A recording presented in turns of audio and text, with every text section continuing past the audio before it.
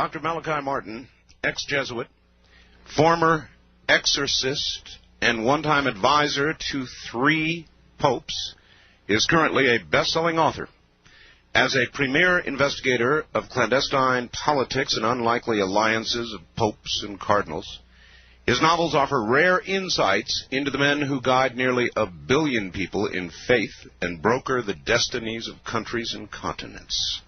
As a member of the Vatican Intelligence Network, I didn't know they had one, under Pope John XXIII, Martin helped extend the church into Iron Curtain countries. In 1964, concerned about the corrupting influences of power, Martin was released from his vows of poverty and obedience after 25 years as a Jesuit.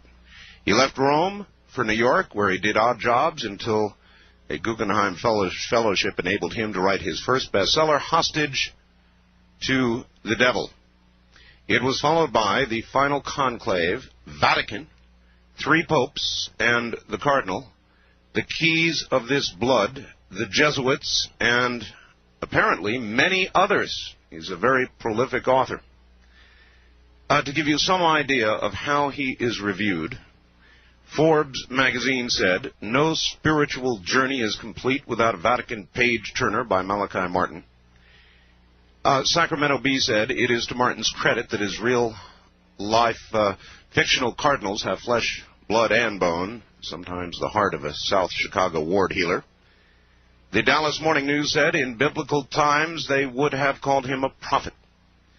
Publishers Weekly said, "It is impossible not to be impressed with Martin's profound knowledge of men, issues, and history." I could go on and on and on and on.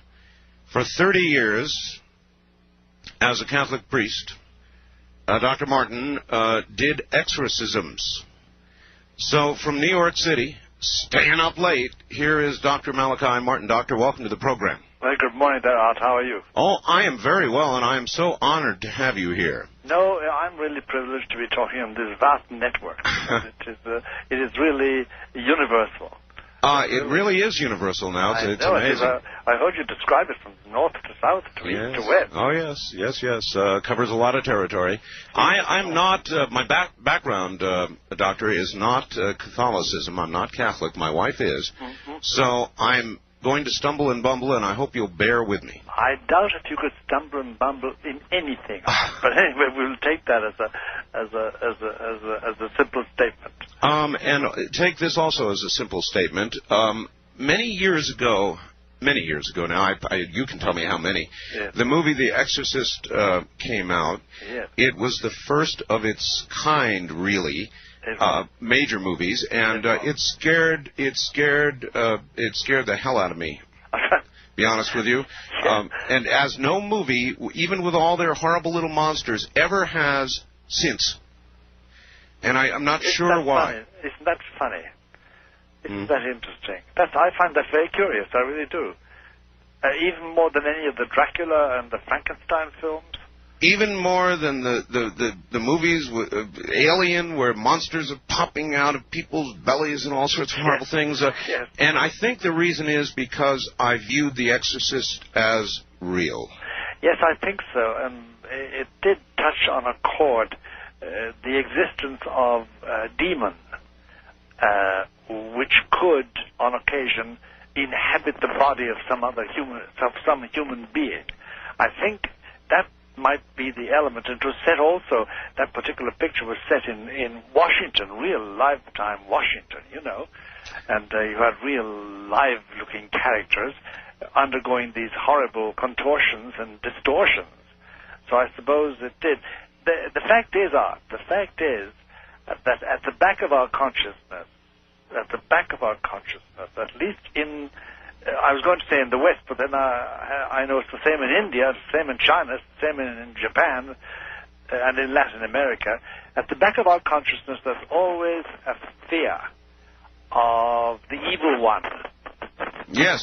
Well, there may be a reason for that. The evil one. Now, let me start there by asking you, is there a difference between possession by the devil and possession by a demon?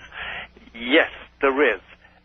you see, the mythology or the legend or the doctrine or the teaching, whichever you want to regard it as, it holds that there is a major evil spirit called Lucifer, and there is another one called Satan, and they are accompanied by, or they are among many smaller demons.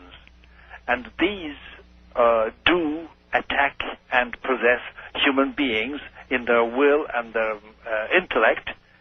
That's the general sort of picture you get from books and studies and doctrine and teaching about the devil and about evil. And I think, what I was saying was that I think at the edge of our consciousness there's always the fear that perhaps indeed there is such a thing. We don't believe it. We Catholics do hold it, and Christians in general do hold it, but there's a consciousness, there's some evil spirit at work. It could be in our world, and we're afraid of it.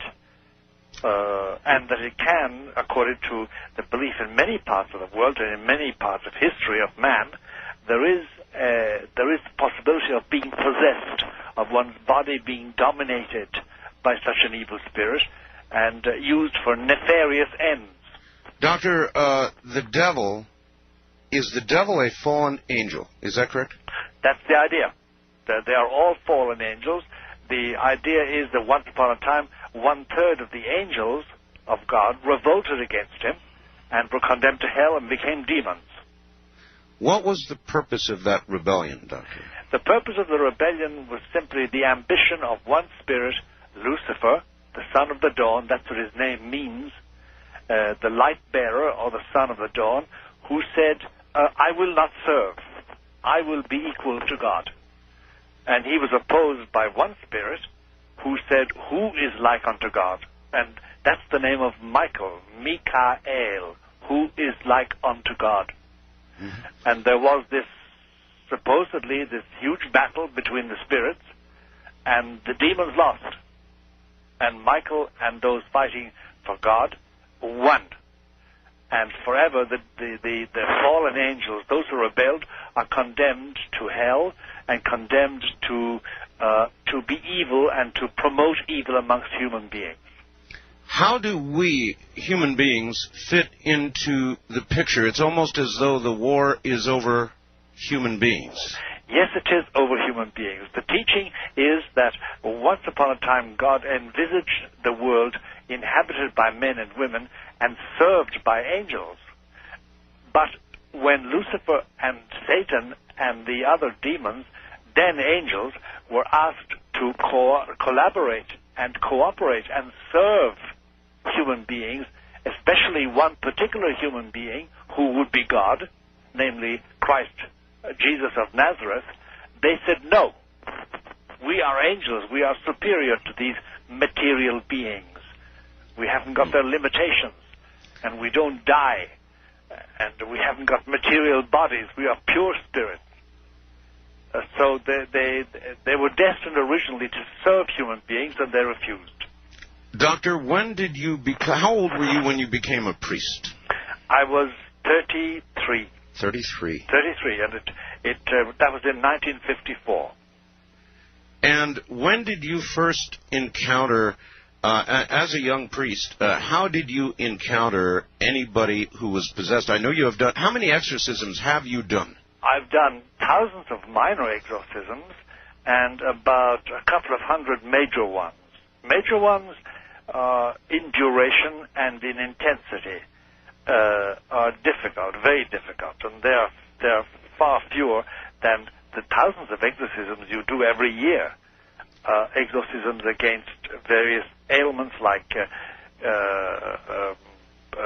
for instance, persecution complex, where you're really being obsessed by a devil or a demon, mm-hmm. or alcoholism, or as the human ills. The list is enormous. Now, I first of all came across it in Cairo. That was the first time that I assisted at an exorcism. Cairo, Egypt. Cairo, Egypt. I was there. I originally started off as an archaeologist, and I was an expert in handwriting ancient handwriting about the time of Abraham. That's about 1700 BC. That's about, 3,000 something years ago. Yes, sir. And I was roped in one evening because an exorcism which was taking place in the poorer quarter of Cairo, the assistant to the exorcist, there's always an exorcist and an assistant, the assistant had fallen ill, and I was asked to substitute. And that was my first experience. Well, it is my understanding. Again, I'm operating from total ignorance here, other than the movies that I've seen. And yes. It may be all wrong. But my understanding is the Catholic Church does not lightly undertake to do an exorcism. No. How does it decide? It decides this way. All right, so somebody comes to the church authorities and saying, look, my uncle, my brother, my wife, my sister, whatever it is, they are showing very funny signs. And there's usually in every good, well-run diocese, there's an exorcist, that is a priest appointed by the local bishop to deal with this. So the first thing you do is examine them, get them examined by a doctor, and find out, are they physically sound? Certainly. You see, there are ailments like La Tourette syndrome or Huntington's chorea, or a simple tumor on the brain, which produces phenomena, produces events in a person's life that look very like possession, but are not. So you must first of all satisfy yourself that there's nothing physical, no physical basis. Then one or two expert psychiatrists, usually people who don't believe in God, by the way, because they're skeptical, must tackle you and find out, are you just plain loony, or is there something they don't understand? And sure. They come back with a report saying, well, the pattern is normal, we can't explain it. Then the church authorities generally say, okay, let's try exorcism.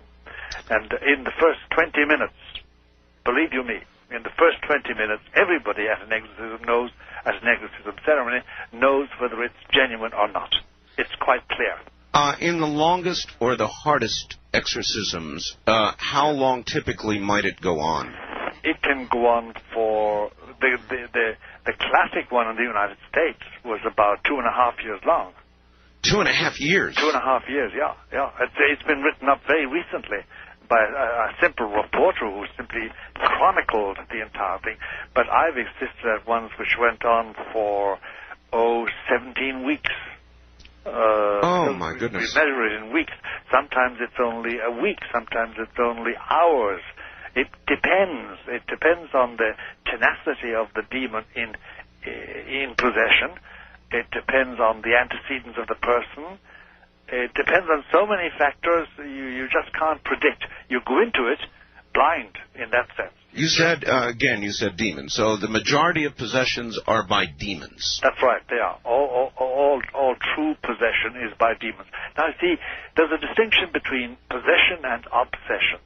Obsession is where somebody is being bothered continually by, for instance, cases I have in hand at the present moment are people who are bothered continually by appearances of animals with human faces bothering them, or pressures on them at night when they want to go to sleep. Yes. And funny faces and funny things happening to them. And you finally, when you rationalize it all and had the person examined physically and mentally, you come to the conclusion there are objective events taking place, and they are being bothered and obsessed by a demon, and then you set about chasing that demon away. Of those that have gone past the medical doctor and yes. the psychiatrists, yes. what percentage would you say turn out to be actual cases of possession?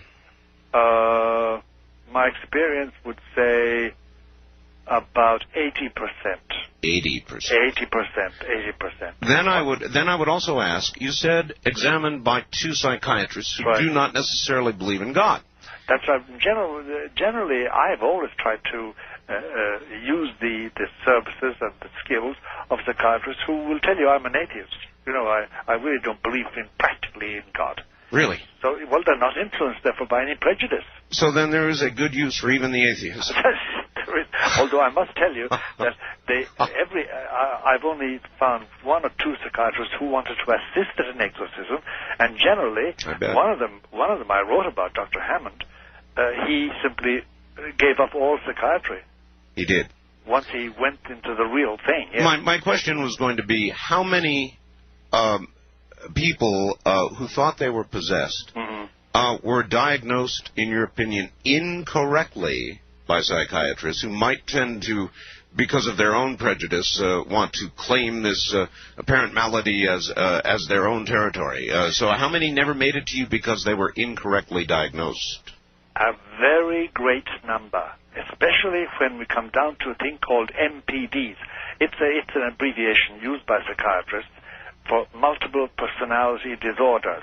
That is, say, let's take the name Hilda, and Hilda says that she becomes Mary in certain occasions, then she becomes Joan on other occasions, and she becomes Geraldine on third occasion, multiple personality disorder. And for a long time, MPDs were simply analyzed as MPDs. And then, under certain circumstances, they began to find out that it was much more than that. It was a case of demonic possession. And that has to be very carefully distinguished, because you can make a dreadful mistake and think a true MPD is possessed, or vice versa, that a person really possessed is an MPD. Well, then I would ask, I guess, can a person be possessed by more than one entity? Oh, yes, and the same demon can possess three people at the same time. Oh, my. It all depends. The variation is tremendous. And nobody, you see, Art, this is a very dirty, unhealthy, inhuman, insalubrious, wicked, and unnatural process and event. And nobody should touch it with a barge pole except somebody trained, and even then to be very careful, because it's highly dangerous. For instance, if you start any nonsense, real exorcism, and a lot of people don't know the difference between that and therapy, the difference between that and prayer, healing prayer, deliverance prayer, as they call it. But if you start something like that and don't finish it, you're going to have trouble for the rest of your life. Well, I was going to ask you about the danger to yourself, and I will do that when we come back. Dr. Martin, stand by. We'll come back to you in a moment. Back now to Dr. Malachi Martin. Doctor, are you there? Of course I am. Good. Good. I'm into everything. I'm fascinated. Doctor, is there now, or is there going to be, an Antichrist? Whether there is now is a question. There is going to be an Antichrist, and I think the best thing we can do is talk about his public appearance. All right. Because he may already be in existence. For me to say he is in existence would immediately provoke the questions, where is he and what is he doing? Yes. And I want to avoid that. Yes. But he will be manifest publicly within a reasonable amount of time. Most people who are 20-something or 30-something will come across Antichrist in their life. I'm 76. I may not. How will we know him? We will know him by two main qualities. First of all, he will arrive at a time when we as a race have what looks like insuperable problems. Supposing we discover we have really insuperable environmental problems. Yeah, yes, sir. Supposing we find we have insuperable health problems, a disease, yes, wasting nation after nation. That's the first thing. He will have solutions for those problems. He will have wise solutions that are real solutions. And number two, the result of his intervention and the results of his solutions will be such that people will say, you must be God. And he will accept that attribute. He will accept that. Yes, he will accept that. Those are the three marks of the Antichrist. Well, you've already done it to me. You're already giving me chills. I've been a talk show host, Doctor, for about, in this incarnation, 13 years. That's a long time. Doing this program. And in the last several years, Doctor, I've begun to observe something that I just picked a word and I began to call it the quickening. And it's a very good word, Art. Yeah, it's a very discerning word. You must speak from experience. Well, you must. I speak from watching the news of what man is doing by the day, yes. Doctor. And by this quickening, I mean socially. I'm watching these horrible things happening. Yesterday is just an example. In Sacramento, a man was holed up and killed his 2 children in front of his wife, and then in front of his wife killed himself. This kind of senseless, mindless, unbelievable behavior socially. And it's not isolated, my God. I know, it's not isolated. Politically, Doctor, I look around and I see no sense to what is going on. We have lost our way. We have lost our way. There's no doubt about that. Could I stick in something at this moment, Art? Could I make a remark? You may indeed. There is, in Scripture and in tradition, and by the way, I'm a Roman Catholic, so I'm not sort of dependent on the Bible as Protestants are, and that's their choice. But there is a thing called the mystery of iniquity, and it's a very constant teaching of the Bible and of religious men and women, and it's this, that evil is allowed from time to time to so dull the senses of men and women and to so disturb the equilibrium of their minds that they do real crazy, mad, bad things. Mm-hmm. And here is the point that gives me a chill.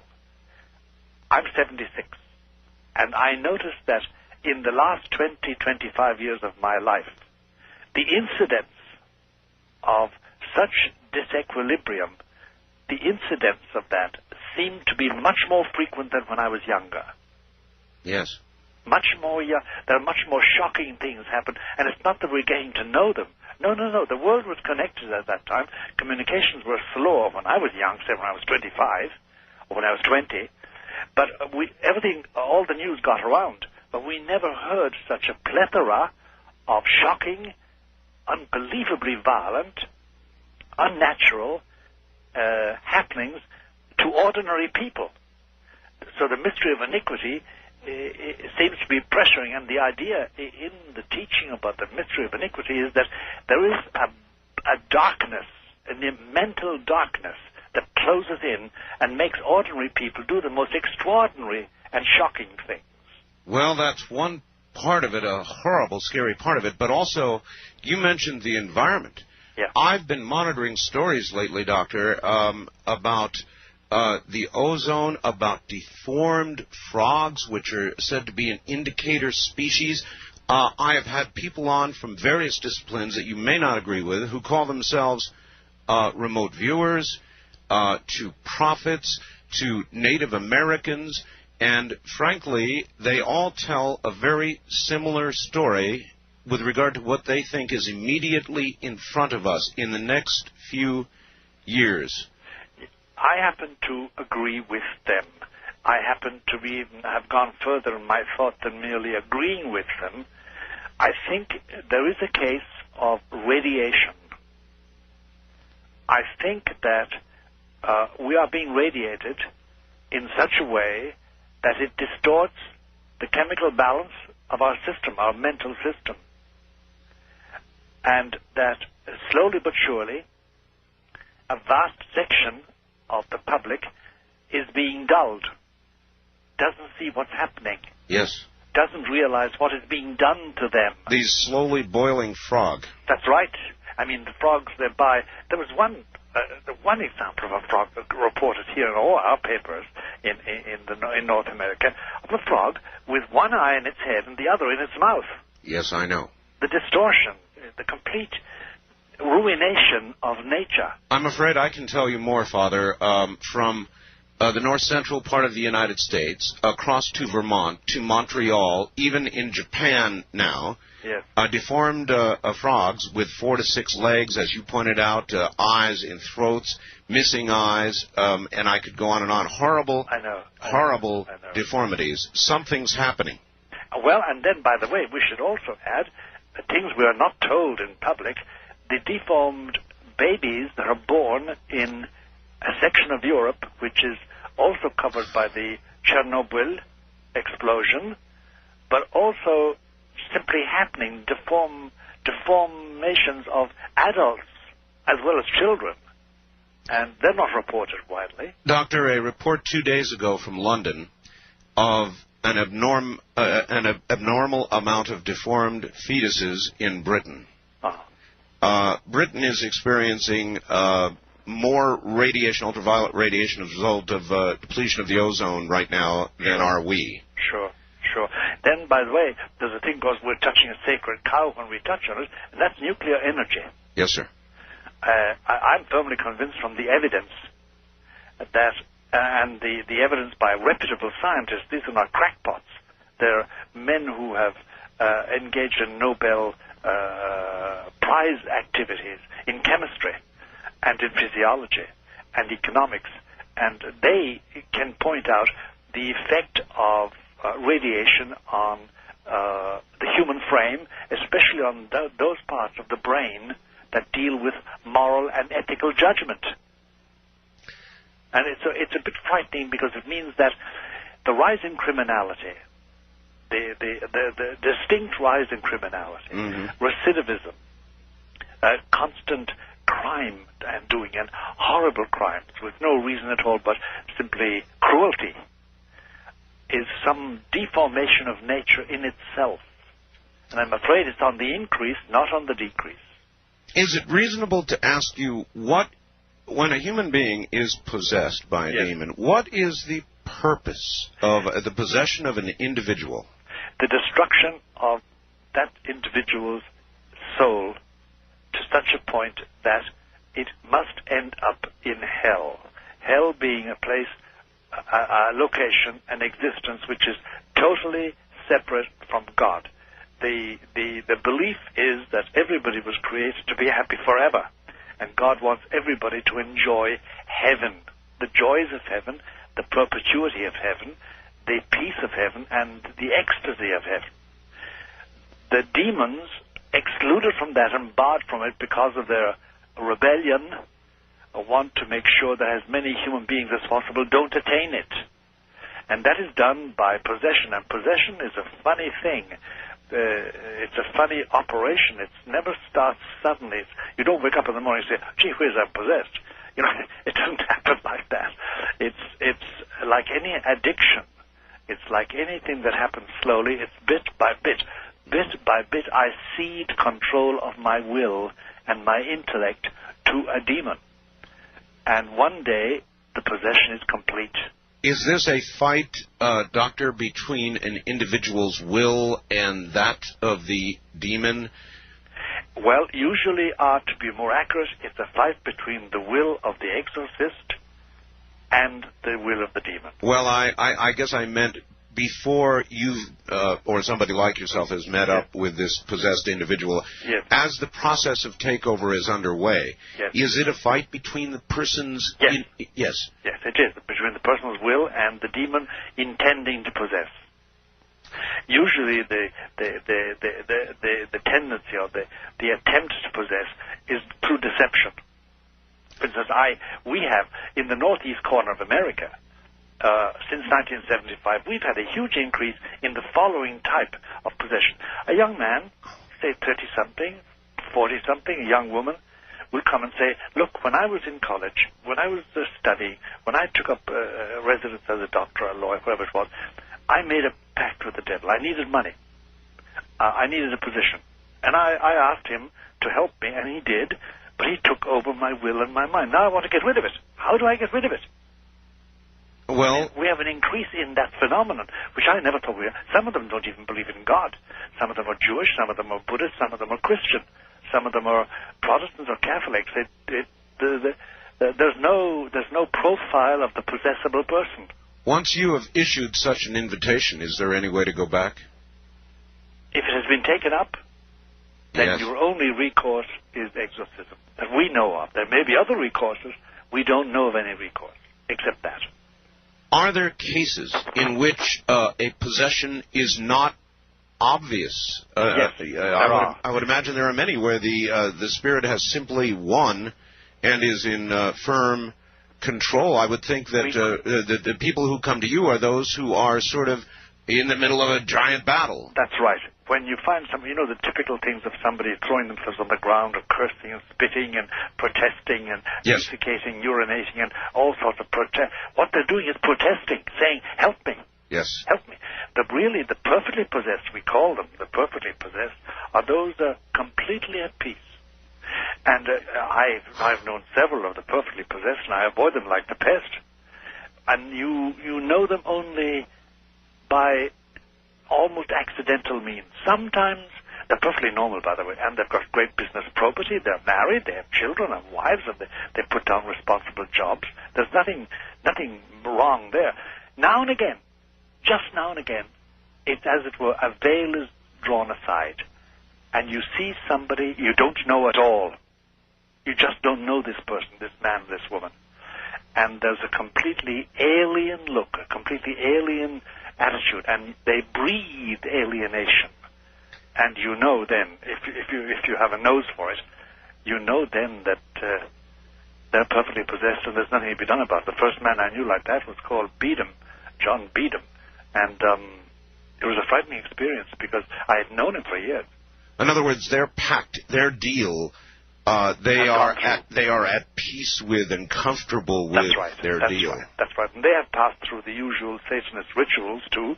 The three Satanist rituals: the power of inflicting pain, the power of hating, and the power of burning fire. Fire is part of the Satanist and the Luciferian development. And they've passed through all those with flying colors. Doctor, I want to circle back for a second. Sure. You scared me quite well. You said, and this was going to be a major question for you this morning. Yeah. I talked to you about the quickening. Yeah. I didn't even get to all the facets. To me, it's many, many things. But you said there was a huge increase in the number of possessions, and I was going to ask you that. To me, that just adds to the pile. That is true. There's more now? It's about, since 1975, when I really started in earnest exorcisms in the United States, it's about 800% increase in frequency. Oh, in my. frequency. And it's extraordinary. It's extraordinary. And the one part of the phenomenon is this, Art, that now, for the first time, exorcists and psychiatrists are working closely together. And I work with psychiatrists. I do the spiritual side of it, and they do the psychiatric end of it. There's always a psychiatric preparation and follow-up after an exorcism. You mentioned that one psychiatrist simply gave up psychiatry. That's right. I gave him a code name of Hammond. That's not his real name. But he was very, very skeptical about it all. And finally I said, okay, doctor, look, if you insist, but you must have some protection. He wasn't a Catholic, by the way. But he was a very honest, sincere man. I didn't mean but. He was. And once he went through it, that was it. He would never touch another possessed person. He would never touch psychiatry ever again. He went off and did something else. He was a qualified doctor and became an only MD. And confined himself to that. Doctor, how frequently do you think psychiatrists who are treating patients, or what percentage of their patients might indeed, instead of suffering psychiatric problems, be suffering some form of possession? Well over 50% of the cases I have observed. Wow. Well over 50% are really possessed by demons, and of course nothing can be done about it. They're diagnosed as schizophrenic or as NPDs or as whatever, and there's no succor for them. There is no succor or help for them at all. When you have done your job, and when we come back from the top of the hour, we'll talk about what an actual exorcism is like. I guess I want to know. But when you have done your job, and it's all over, and the demon leaves, where does that demon go? Well, let me gently but firmly sort of put in a corrective there, Art, from the point of view of an expert. The demon has been deprived of a place, a location, a person, a person, a human person, in which to exercise power. Therefore, they're confined to where they originally were, which is hell. They go back merely to suffering, because their suffering is intense and perpetual and non-stop. They have had a chance of exercising power outside of their tortures, and indeed, the evil they inflict is a way of their getting their own back in some way or other, even though it doesn't relieve their pain. So they are punished for their failure. That's right. They're punished. And that's why in the Gospels, for instance, you have the evil spirit saying to Jesus, no, don't send us back to hell. Send us into these pigs. Do you remember the swine of Gerasene? Yes. And they rushed over the precipice into the water and drowned themselves. They could possess something. There's a sort of relief, a temporary relief in not being condemned purely and simply to suffer in hell. And therefore they want something to inhabit. And Christ himself said that, and St. Paul says, and St. Peter, and lots of things in the New Testament say that the devil goes around seeking whom he may devour, like a lion, whom he may possess. And I must tell you that the enormous increase, about 800% over what it used to be in our small area, because it's only a small area we do, the northeast corner. Mm-hmm. And it is a huge increase.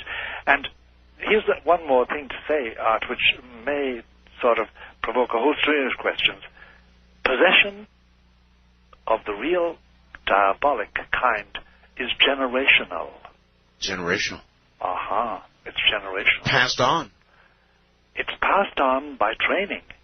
And it's a dreadful thing when somebody comes in who are perfectly respectable, good, normal American families, and they have reared their children to be Satanists and to accept possession, and they would, unless they stopped themselves, pass it on to their children. And it's been going on for well over 200 years. All right, Doctor, hold it right there. Relax. You've got 8 or 9 minutes. I need 8 or 9 minutes after this. And we'll be right back. And when we come back, we will ask you about that, and we will ask you about an actual... All right, let me tell you a little bit about Dr. Malachi Martin. For those of you who just joined, Malachi Martin, ex-Jesuit, former exorcist, one-time advisor to 3 popes, presently a best-selling author, as a premier investigator of clandestine politics, unlikely alliances of popes and cardinals. His novels offer rare insights into the men who guide nearly 1 billion people in faith and broker the destinies of countries and continents. As a member of the Vatican Intelligence Network under Pope John the 23rd, Martin helped extend the Church into Iron Curtain countries. In 1964, concerned about the corrupting influences of power, Martin was released from his vows of poverty and obedience after 25 years as a Jesuit. He left Rome for New York, where he did odd jobs until a Guggenheim Fellowship enabled him to write his first bestseller, Hostage to the Devil. It was followed by the final conclave, Vatican, 3 popes and the cardinal, the keys of this blood, the Jesuits, and many, many more. Born, by the way, in Kerry, Ireland, in 1921. He has done many, many exorcisms, and that is generally what we're talking about right now, and possession. I'm trying to understand possession. And we left off last hour talking about the fact that it apparently is generational, Doctor, generational possession. Yes. It's let me explain that. It's not that possession is passed on with semen, passed on with genes. No. It's that the same demon inhabits the members of the same family for generations, consensually. He is nourished by them and kept by them and satisfied with them. The children are trained in it, and they perpetuate it in their children. It has gone on for generations. It's generational. And sometimes unwillingly, we have cases in hand, for instance, of daughters to whom their mother attached her familiar, her evil spirit, and then we have the job of ridding them of that. and it takes time, and it's painful and anguishing. How does a person know? Does a person know? I mean, is in the mind or the soul of the possessed? Yes. Is there always knowledge of that possession? There is, but it can be limited knowledge. It can also be inhibited knowledge. Some of them can't even tell you about it. Some of them can. It depends on the particular type of demon. There are many types of demons. Some of them are quite intelligent. Some of them are very stupid. Most of them are specialized in one thing and one thing only, and that's all they can do. And it's a reflection of some gift as angels which they had, now distorted as demons. And in these matters, as in everything connected with it, go to the experts.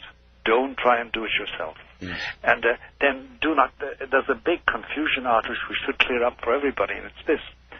There are many healers and deliverance experts, and many people will undergo lengthy prayers and incensings and various ceremonies. But the truth is this, the horrible truth is this, that if there is a demon in your life, and he dictates your behavior at least in one province of life, in one area of life, he can only be expelled by direct confrontation, by somebody with authority to expel him. Now, so when I say him, of course, spirits have no sex. They're not male or female. I just use him in the generic sense of the English word. But it's the confrontation. It's not a prayer. Gee whiz, it was a prayer to be very simple to get rid of them. All right, this is something I want to ask about, if I might for a moment, Doctor. Sure. I had a call a couple of weeks ago from a woman who said that she had been in bed, believe this, with her children one night, and she was attacked, Doctor, attacked by some sort of demon or spirit that was actually waiting upon her, actually trying to sodomize and rape her, and she was unable to speak, unable to move, unable to utter anything, and in the middle of this attack, the phone rang, the answering machine came on, somebody's voice began speaking, and whatever it was, left. Now, she said that the only way this thing would leave, and she had been attacked many times, was if she audibleized some sort of something, and she said, I sat there and I prayed and I asked God to cast off whatever this was, and it would not go. And my question was, and I pondered after the call, it was a very serious, very scary call, and I pondered afterwards, if God hears our prayers, those cast silently forward, then why would God not hear a silent plea, a scream, as it were? Why must something like this be audibleized? There are mysteries about this entire situation to which we have no answer. But there are laws. He has set up laws governing the existence of man and woman, and one of them is that audibleizing something does make a difference. And it can be as simple as this, that the attention that a demon requires of the possessed person, or the person they're going to violate, can be, that possession can be distracted. Their will can be diverted, their mind can be diverted from being, as it were, hypnotized, being held by some audible voice message from another normal human being. And God knows what grace of God that voice brings with them. But that it does happen, that audibleization does have an influence, there's no doubt about it. There's no doubt about it. And there's no specific answer as to no specific answer. And Art, there's the biggest problem is, who is possessible? And people are always asking me, am I liable to be possessed? And we have tried to create a profile of the possessible person, but we have found that neither sex, nor education, nor color, nor race, nor education, nor riches, nor poverty, nothing makes a difference. It's apparently, to our mind, it's random. Random choice. I know very naughty people yes. who are not a bit possessed. They're just very naughty men and women. And then I know people who are not naughty at all, but lapse in one thing, and they do undergo possession. Knowing the nature of humans, yes. If somebody has made, in effect, a pact with the devil, yes. Is it not more likely that those cases of possession would more frequently than not be the rich, the powerful, those who have attained great material success or wealth? You would think so, Art, but yes. De facto, no. No. Poor people, people with very little social resonance, people occupying very obscure positions in the social ladder. Everybody is susceptible to some ambition, something they want, either for revenge or for self-satisfaction or for self-advancement, yes. and everybody is liable. So the pact could be something as simple as the wanting or the wishing of a mate or the attention of somebody of the opposite sex, or... That's right, to get married. To get married. To get this man, to get this woman. Yes. You see, for instance, if I could do this now, I want to take the following example, but with great care. Do you remember Susan Smith? Yes. Drowned her 2 children? Of course. Now, for an exorcist, the pattern is very clear. The children were in her way. Yes. Of her ambition, whatever that ambition was. It concerned a young man. Yes, it did. And an exorcist could say about that, it was obvious that they were used as obstacles, they were used by Satan to possess her will and make her commit the grievous sin of matricide. Because she was convicted of that anyway, so I'm not accusing her of anything that she's not convicted of. That's not. But that would be read by an exorcist as a typical example of possession of the will of somebody to commit a very evil act just for the sake of doing evil, because that's the whole point of the demon, to do evil for the sake of evil. Should somebody like you have consulted with Susan Smith? Well, if I was asked to, generally we people, we're very chary about intervening at all, and there's enough work on our plate to keep it going. But yes. Can somebody, doctor, of any faith be possessed? Yes, of any faith. Doesn't matter. Of no faith at all. Would a Catholic priest perform an exorcism on a non-Catholic? Yes, he would, and we do. We do. Now, it's much more difficult because you can't call on their faith. Except faith, they generally emerge from an exorcism, a successful exorcism, with tremendous faith in God. Not necessarily Catholic faith, but faith in God.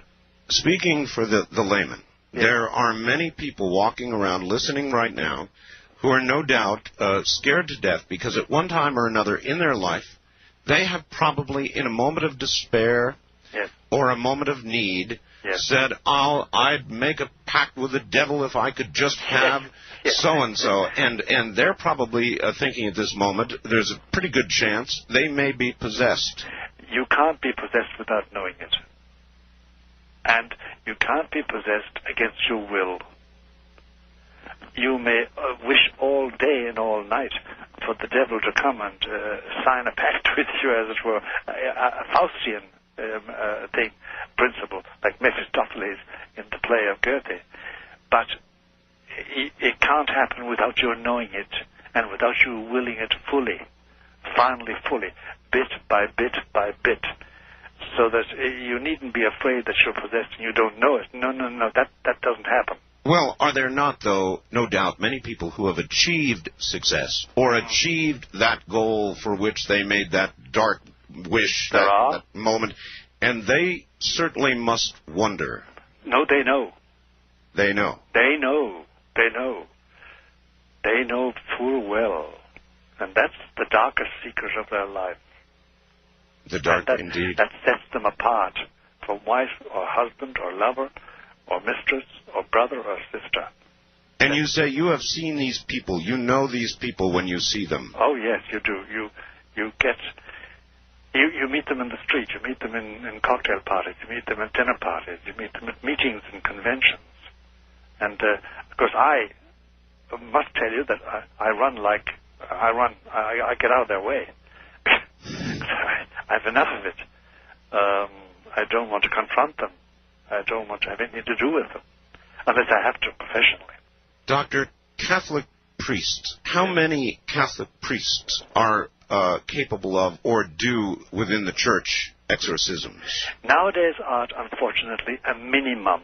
As you know, in the last 25 or 30 years, belief in the devil, belief in evil incarnate, in an evil spirit, belief in hell, belief in the demons, the existence, and the activity, say, of Lucifer and of Satan. They're distinct demons, by the way. People often confuse them, but they're distinct demons. Belief in that has flagged, has got very weak. And the result is that when we started doing a lot of exorcisms here in the northeast corner of America in the 1970s, we finally had to go to Rome and ask permission because the local bishops, some of them didn't believe. So we went to Rome and said, look, these people, we need authority because, by the way, nobody can do an exorcism without being given authority. And it must be a bishop gives authority. So we had to go and get special permission from Rome to do it because we couldn't get it here. Now, some bishops do believe, some bishops don't believe, some priests do believe, some priests don't believe. Most of them want to have nothing to do with it. They know little and they want to know less. That's really, and some bishops, some cardinals we know, say, look, don't bother me. You have all the authority you want, but don't tell me a thing about it. I don't want to have anything to do with it at Possibly all. The source of the hear no evil, see no evil. That's part of it. That's part of it. Because if you have to take into account that so-and-so, this political leader, this particular borough leader, this particular CEO is possessed, it does complicate life, Archer. It does complicate life. If a big surgeon, a big psychiatrist, is by way of demonically possessed, it makes a huge difference. Can a person of faith be possessed? Can any person of faith be possessed? Can a person of great faith be possessed? No. Without their renouncing. The time comes when you're asked to make a change. You can't be possessed against your will, and if your will is strong in your faith, you can't be possessed. You can be obsessed. You can be bothered. You can be harassed. Yes. And harassed terribly. And the major portion of cases that occupy my daily dealing with this are cases of obsession and harassment. And it's terribly distressing. What about the demographics of possession? We saw The Exorcist. Can a child be possessed? No, except unless in exceptional cases you have children born and quickly developing at the age of 4, 5, with a will as strong as a person of 25, really. Mm-hmm. And they can undergo possession, but it's rare. It's very rare. They can be harassed and obsessed, and that usually generationally on account of the parents, on account of an aunt, on account of an uncle. How, let's see, what's the right word? What word am I looking for? In a generational case of possession, does the parent actively teach this child in the dark ways? Oh yes, they assign the child to their demon. They're satisfied with that. The demon becomes what they call a familiar of theirs. And they give it a name. They call it Philip, they call it George, they call it John, they call it James, they call it Mary, whatever. And they assign the child to it. They teach the child to do obeisance to it. And they make the child participate in ceremonies, Satanist ceremonies. Wow. There's a lot of that going on in America today? A lot. It's very hard to say a lot. That it goes on continually and sustainedly in certain areas, yes. And whether it's Boston or whether it's Montana or California or New Mexico, the place doesn't matter. The place doesn't matter. I must confess to you that there is a lot of very impressive generational cases are found or have been found, not all, but a lot of such cases have been found amongst old American families. The old traditional... Yeah. The old, originally came over on the Mayflower kind of American families? That sort of business, yes. That sort of business, yes. It's a murky story and has never been written up properly, mainly because, well, it concerns family genealogies, you know, and it's hard to write that up and get it published, and then what's the point? But you come across generational possession and harassment, but possession too, in such families, such old families.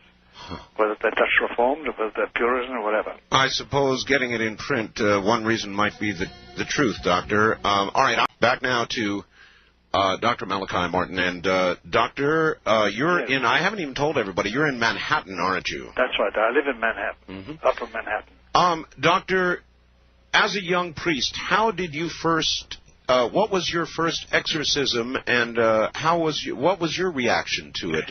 Well, my first exorcism was in Cairo, Egypt, and I was a young priest, and I was an archaeologist. I was lying on my belly or my back in caves on the Sinai Peninsula, copying inscriptions dating from about the time of Abraham, about 1600 or 1700 BC. That's about, 3,000 years ago, more than 3,000 years ago. Long time ago, yes. And an exorcism was going on, and I didn't know it when I came back down by plane and checked into Cairo, because I came down every couple of weeks to get a bath and to eat properly. Yes. Because we lived on goat's cheese and black coffee when we were up digging. One of the priests was telling me that he was engaged in an exorcism and his assistant has collapsed, which is not uncommon with young assistants, because in your first exorcism, if you've never done it before, the impact is so great, sometimes you become totally incontinent. It scares you. To the point where you can't move and can't speak and can't help. And everything, all the portals are loosened. You get diarrhea, you vomit, because it's so repellent. It's so shocking. So it's not for the weak of heart? No, it's not. And I'll describe in a moment exactly what is the repellent part about it. All right. But so I was asked to assist, so I did, and apparently I had a very strong constitution, still have, and I hadn't got that effect. It had a disgusting effect. It always has. That was the first time. It was a very sticky exorcism. In general, if you want to understand what an exorcism is like, and what's really the essence, the difficulty, the horror of it is this. You must imagine, say, a common scene. It's a room. It's always within a room, within a house. It's in a room. There's nothing on the walls, no nails, no pictures, nothing that can move. If the windows are there, they're barred with shutters. You don't have glass around the place that can be shattered. All of this is prepared. All this is prepared. And you have the person in question is either violent or not. Most times not violent to begin with. Mm-hmm. And there's either a bed, or an iron bed, or a chair, or whatever. You have no table, but you have an exorcist with an assistant, and he has assistants there. The assistant is a priest, and then he has several other people, usually men, dressed in clothes that can take a lot of hardware, and they carry everything in their hands. They have to have a candle, and they have to have holy water, and they have to have the priest's a prayer book, etc. Mm-hmm. Now, here's the point. I said before that people undergo a psychiatric examination, undergo a medical examination, and finally people say, okay, let's try exorcism. Mm-hmm. And I said that within the first 20 minutes, you know if it's a real case of possession, and then you're into it, and you can't withdraw. You can't simply say, okay, boys, let's break up and see each other next Monday. You can't do that. Once you started, you've got to finish it. Or else what? Why? Or else you are pursued by that demon.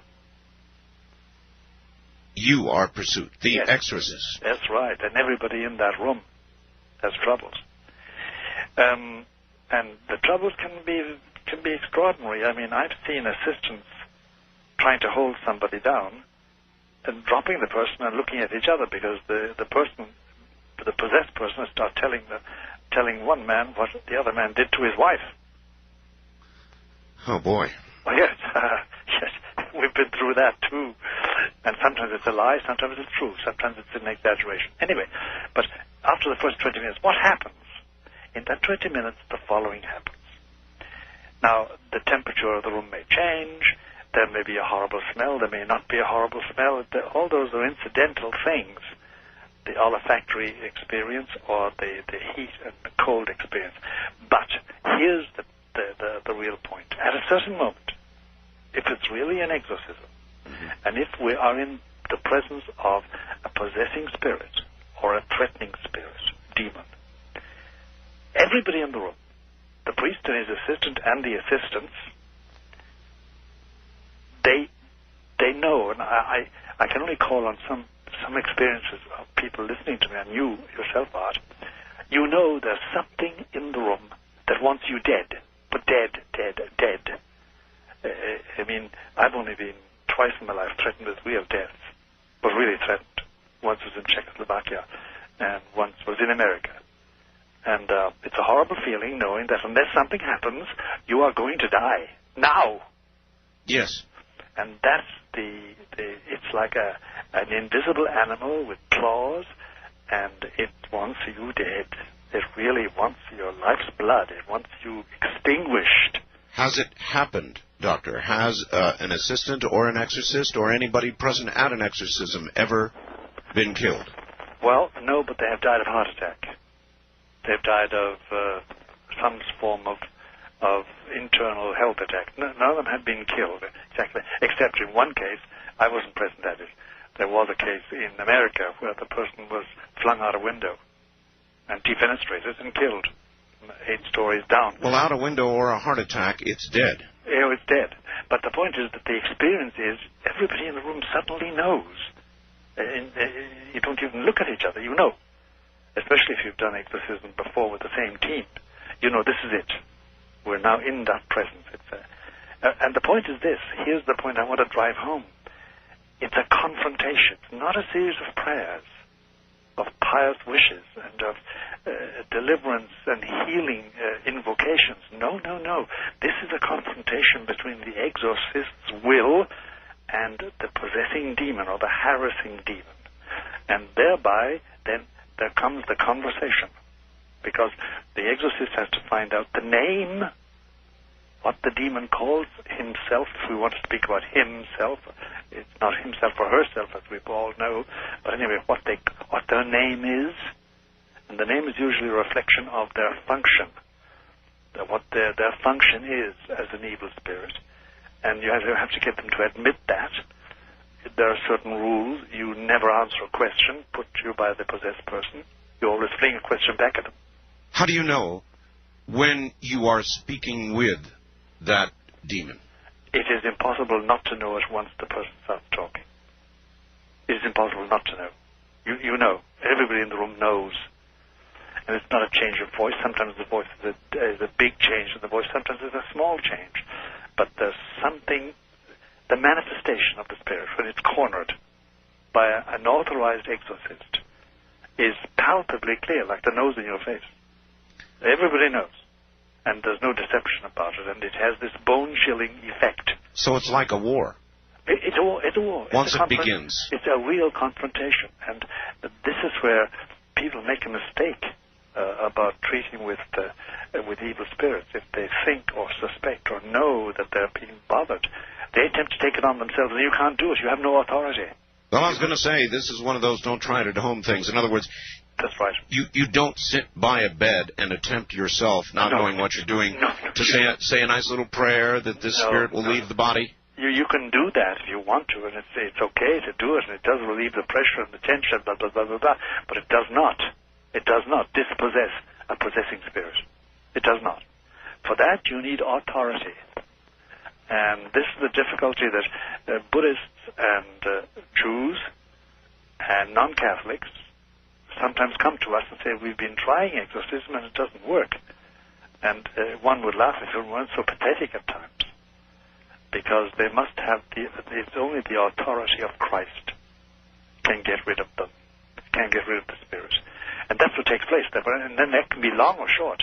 It can be a long game of cat and mouse, trying to trap the demon, trying to get it to concede, and then it lapses into complete silence or violence. Doctor, we hear of successes at the end. The story usually ends well. Are there failures? Are there times There are failures where it's total failure. And that is calamitous, because then that means the person goes ahead possessed. It means that the exorcist has sacrificed something for nothing.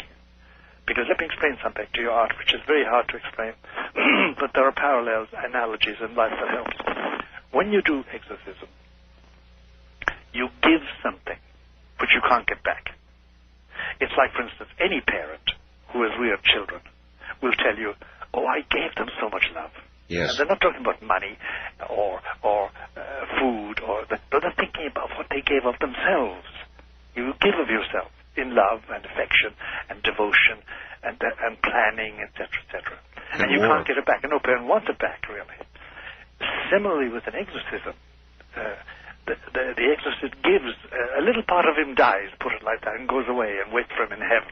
Little slice of death. Yes, a little slice. And, for instance, after a bad exorcism, I mean a long, unhealthy one, you don't eat very much for a couple of weeks, and you don't sleep very deeply either. You can't. You've been locked in combat with a very, very insalubrious, unhealthy, anti-human, hating spirit that has communicated with you. For those not of faith, are there, during the course of exorcisms, actual physical manifestations in or near the person or around the person or in the room, as in the movie? Do things ever move? Do you actually... Oh, yes, things move. If there's anything movable in the room, it's going to move. If there are nails on the wall, if there are pictures, if there are windows that can be broken, they'll probably be broken. If there's something which is weak, unbreakable, it can break. It can move.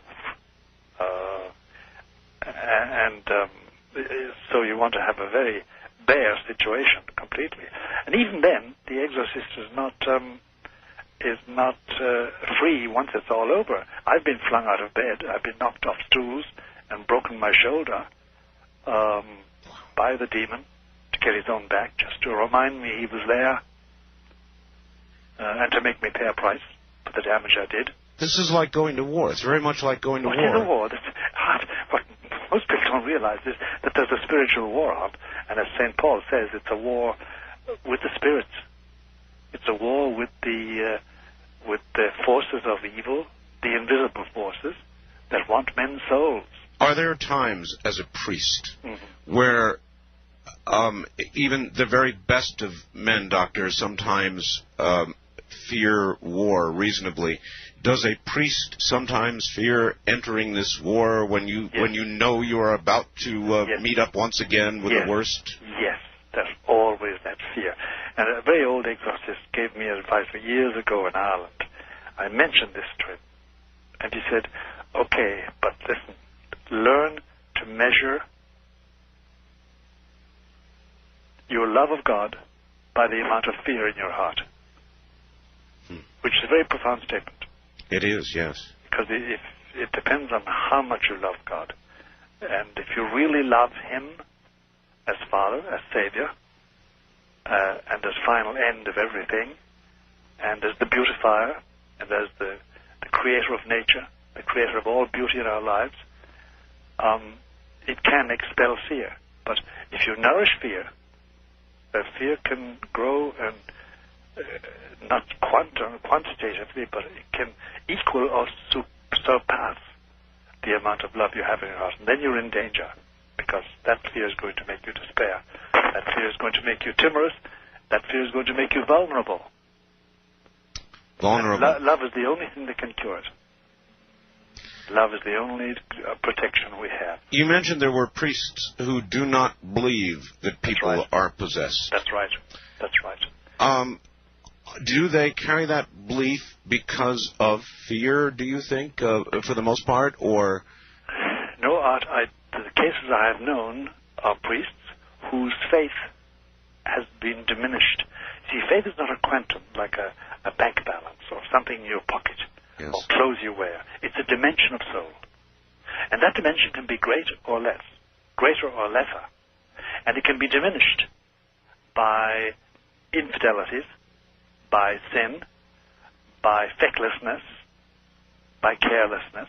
It can be increased by virtue. It can be increased by good actions. It can be increased by the grace of God. But it's usually because of the lack of faith. When they think that there's no such thing as evil, really. That it's okay, do what you like, just don't frighten the horses. You know, the idea. But there are laws, though. God has laws, and He doesn't allow them to violate it. You can violate them, but you're going to pay the price. And one of the prices is that you slowly but surely edge towards that region of human existence where the demons are dominant. And they will satisfy you. They'll give you a good life. But you end up, they're a prisoner. They're a prisoner. Is there ever a case where the person who is possessed dies in the course of the exorcism? Yes, it has happened. And it's caused untold trouble because there's usually a lawsuit. But that's why we are very careful as regards the medical condition of the persons that we exorcise. What has been? You say there's a lawsuit. Well, I mean, the husband or the wife or the boy or the friend or the son or the daughter sue the priest. Sue the priest? Yeah. For having put their relative through an experience that caused them to have a heart attack, caused them to have a coronary, whatever. It has happened. What would happen, Doctor, to the soul of the person who would die under such circumstances?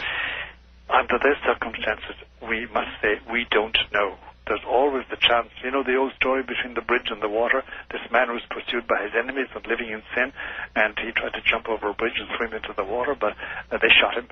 Yes. But before his body hit the water, he had repented. There's always this. You never know. You just never know. I just wouldn't like to be in that position myself. Has that happened to you? Yes, it has happened to me. It has happened to me, and it's very distressing.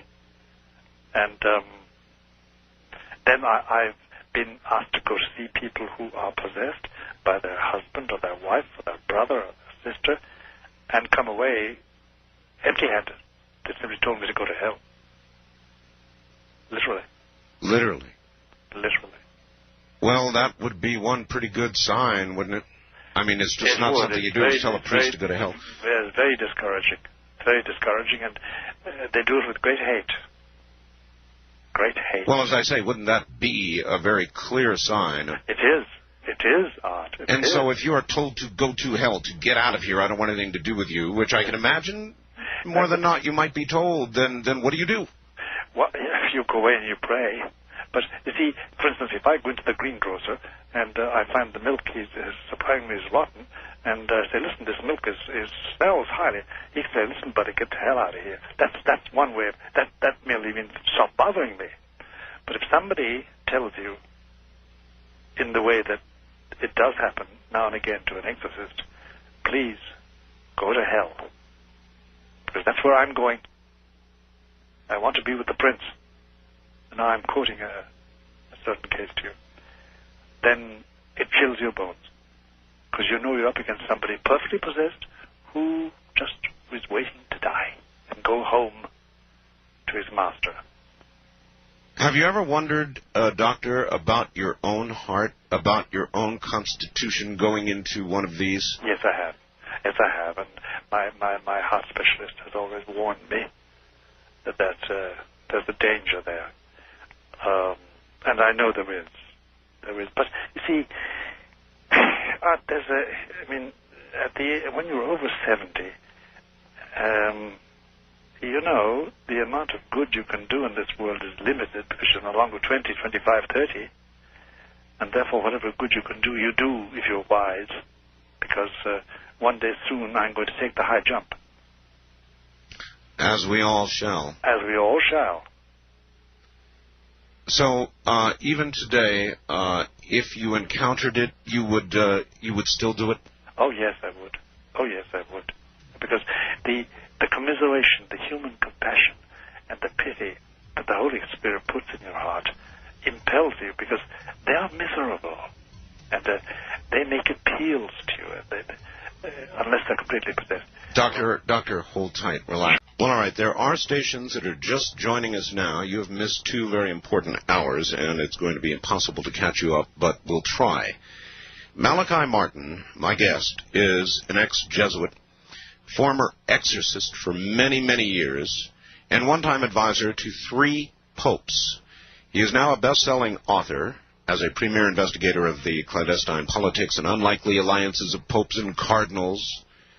Dr. Martin offers rare insights in his books into the men who guide nearly 1 billion people in faith and broker the destinies of countries and continents. As a member of the Vatican Intelligence Network under Pope John the 23rd, Martin helped extend the Church into Iron Curtain countries. In 1964, concerned about the corrupting influences of power, Martin was released from his vows of poverty and obedience after 25 years as a Jesuit. He left Rome for New York, where he did odd jobs until a Guggenheim Fellowship enabled him to write his first bestseller, Hostage to the Devil, followed by the final conclave, Vatican, 3 popes and the cardinal, the keys of this blood, the Jesuits, and others. He has been reviewed by many. Forbes said, no spiritual journey is complete without a Vatican page-turner by Malachi Martin.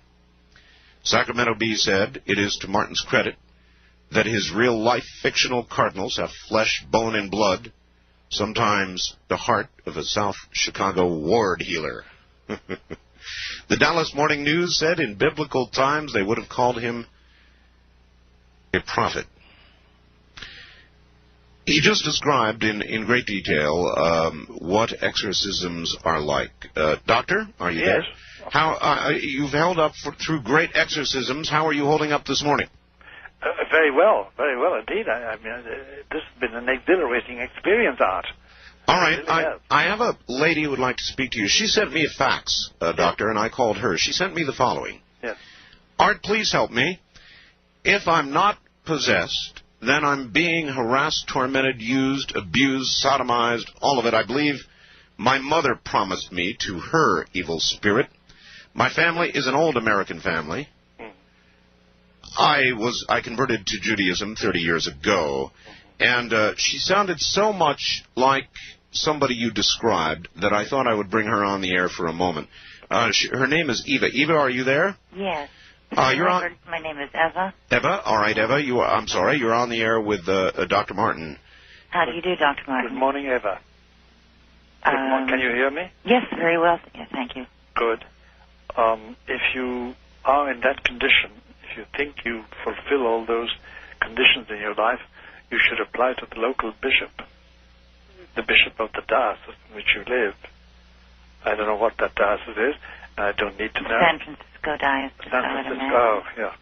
Well, there may be a difficulty there because a lot of the clergy in San Francisco have given up any belief in the existence of evil, above all in the existence of evil spirits, and I wouldn't at all be surprised if the Archbishop of San Francisco is among those.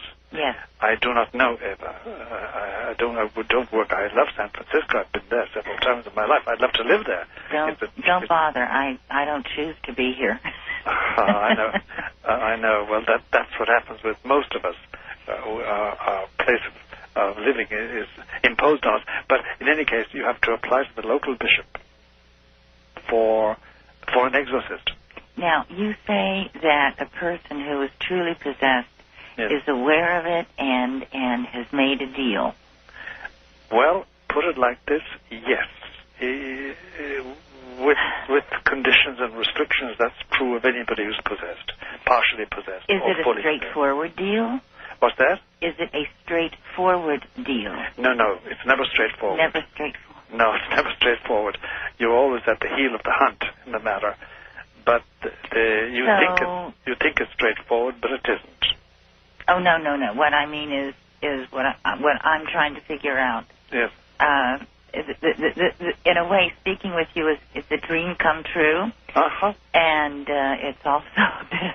Thank you very much for saying that. A bit of a nightmare. I know, Eva. Well, apart from anything else, I promise you that when I say Mass this morning, which I shall after this broadcast, I'll give you a first intention in that Mass. There was a time when I would have just laughed at that, but I know. I have tremendous respect for it now. You've acquired wisdom. My concern is for my grown married children. Oh, boy. And my grandchildren.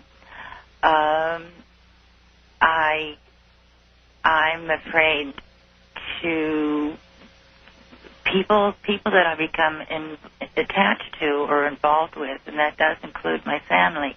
Yes. Bad things happen, and I'm really afraid to be around people.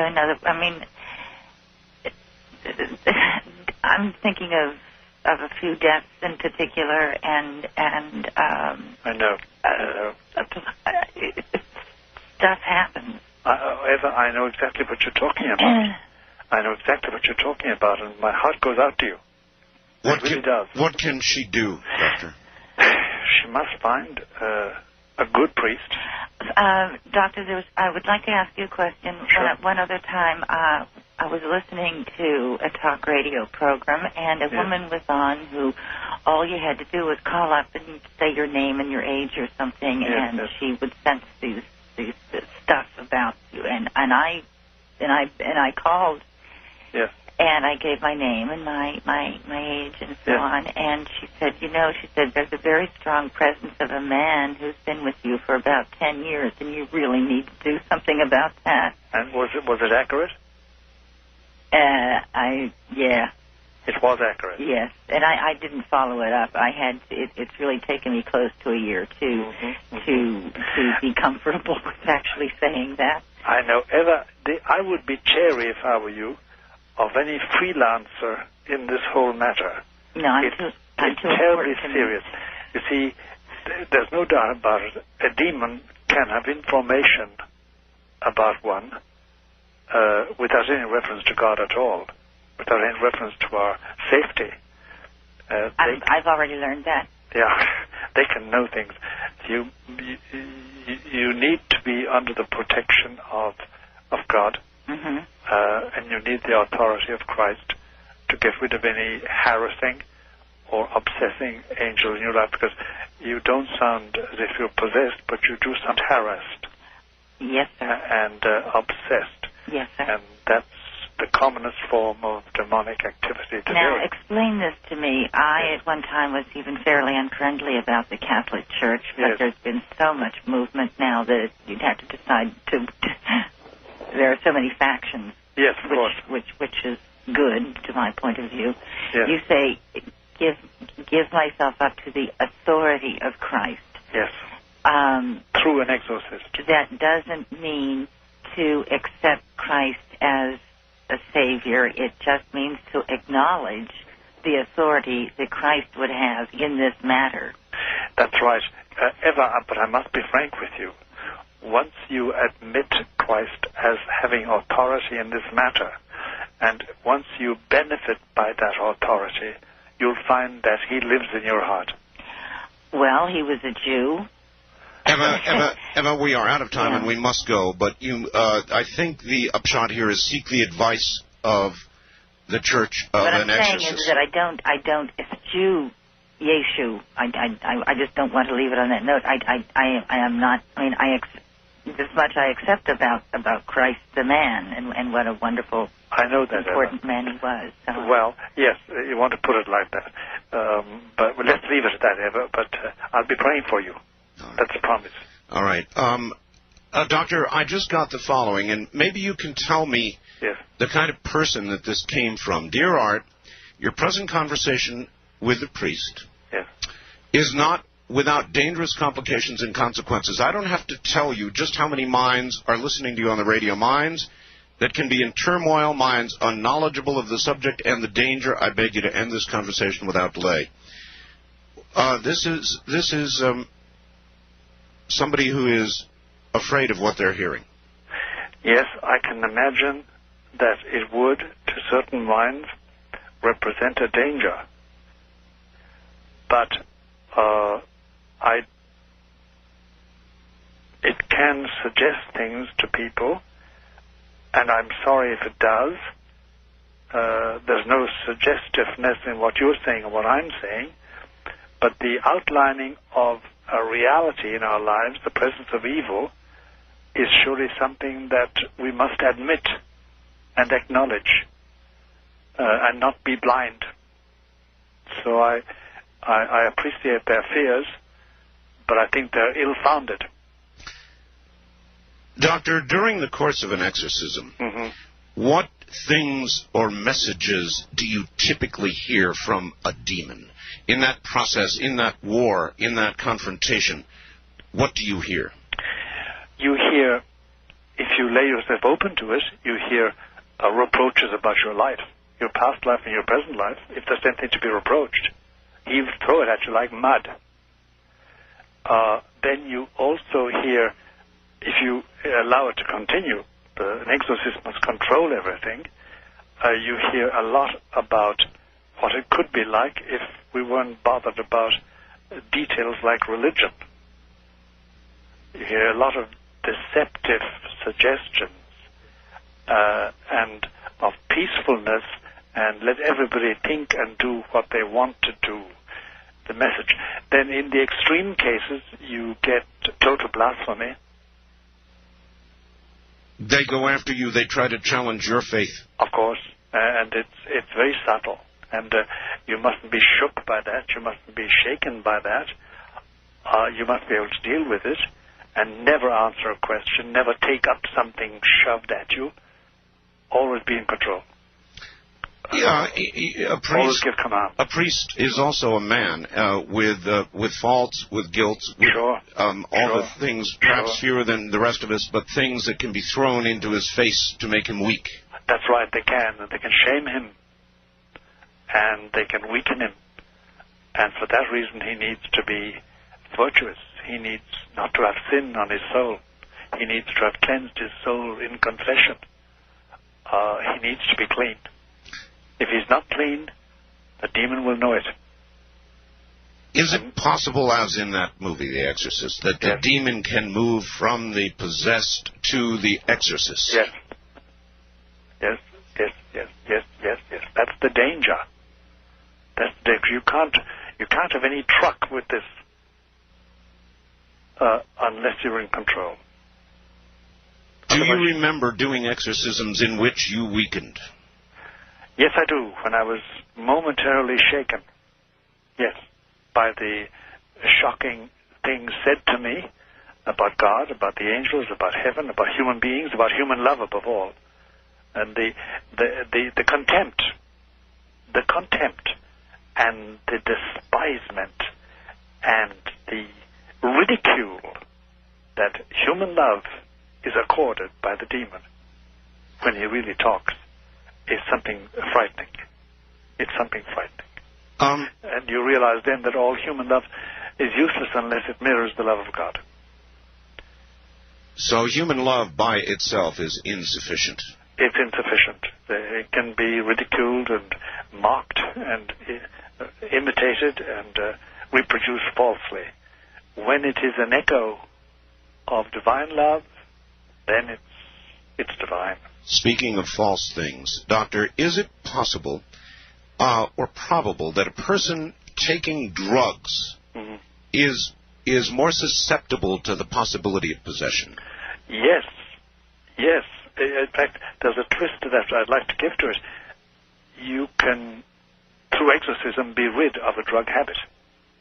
Because in many cases, not all, I'm sure, but in many cases, the lapse into a drug habit, the adoption of a drug habit, is the result of satanic influence, demonic activity. What you can get rid of it.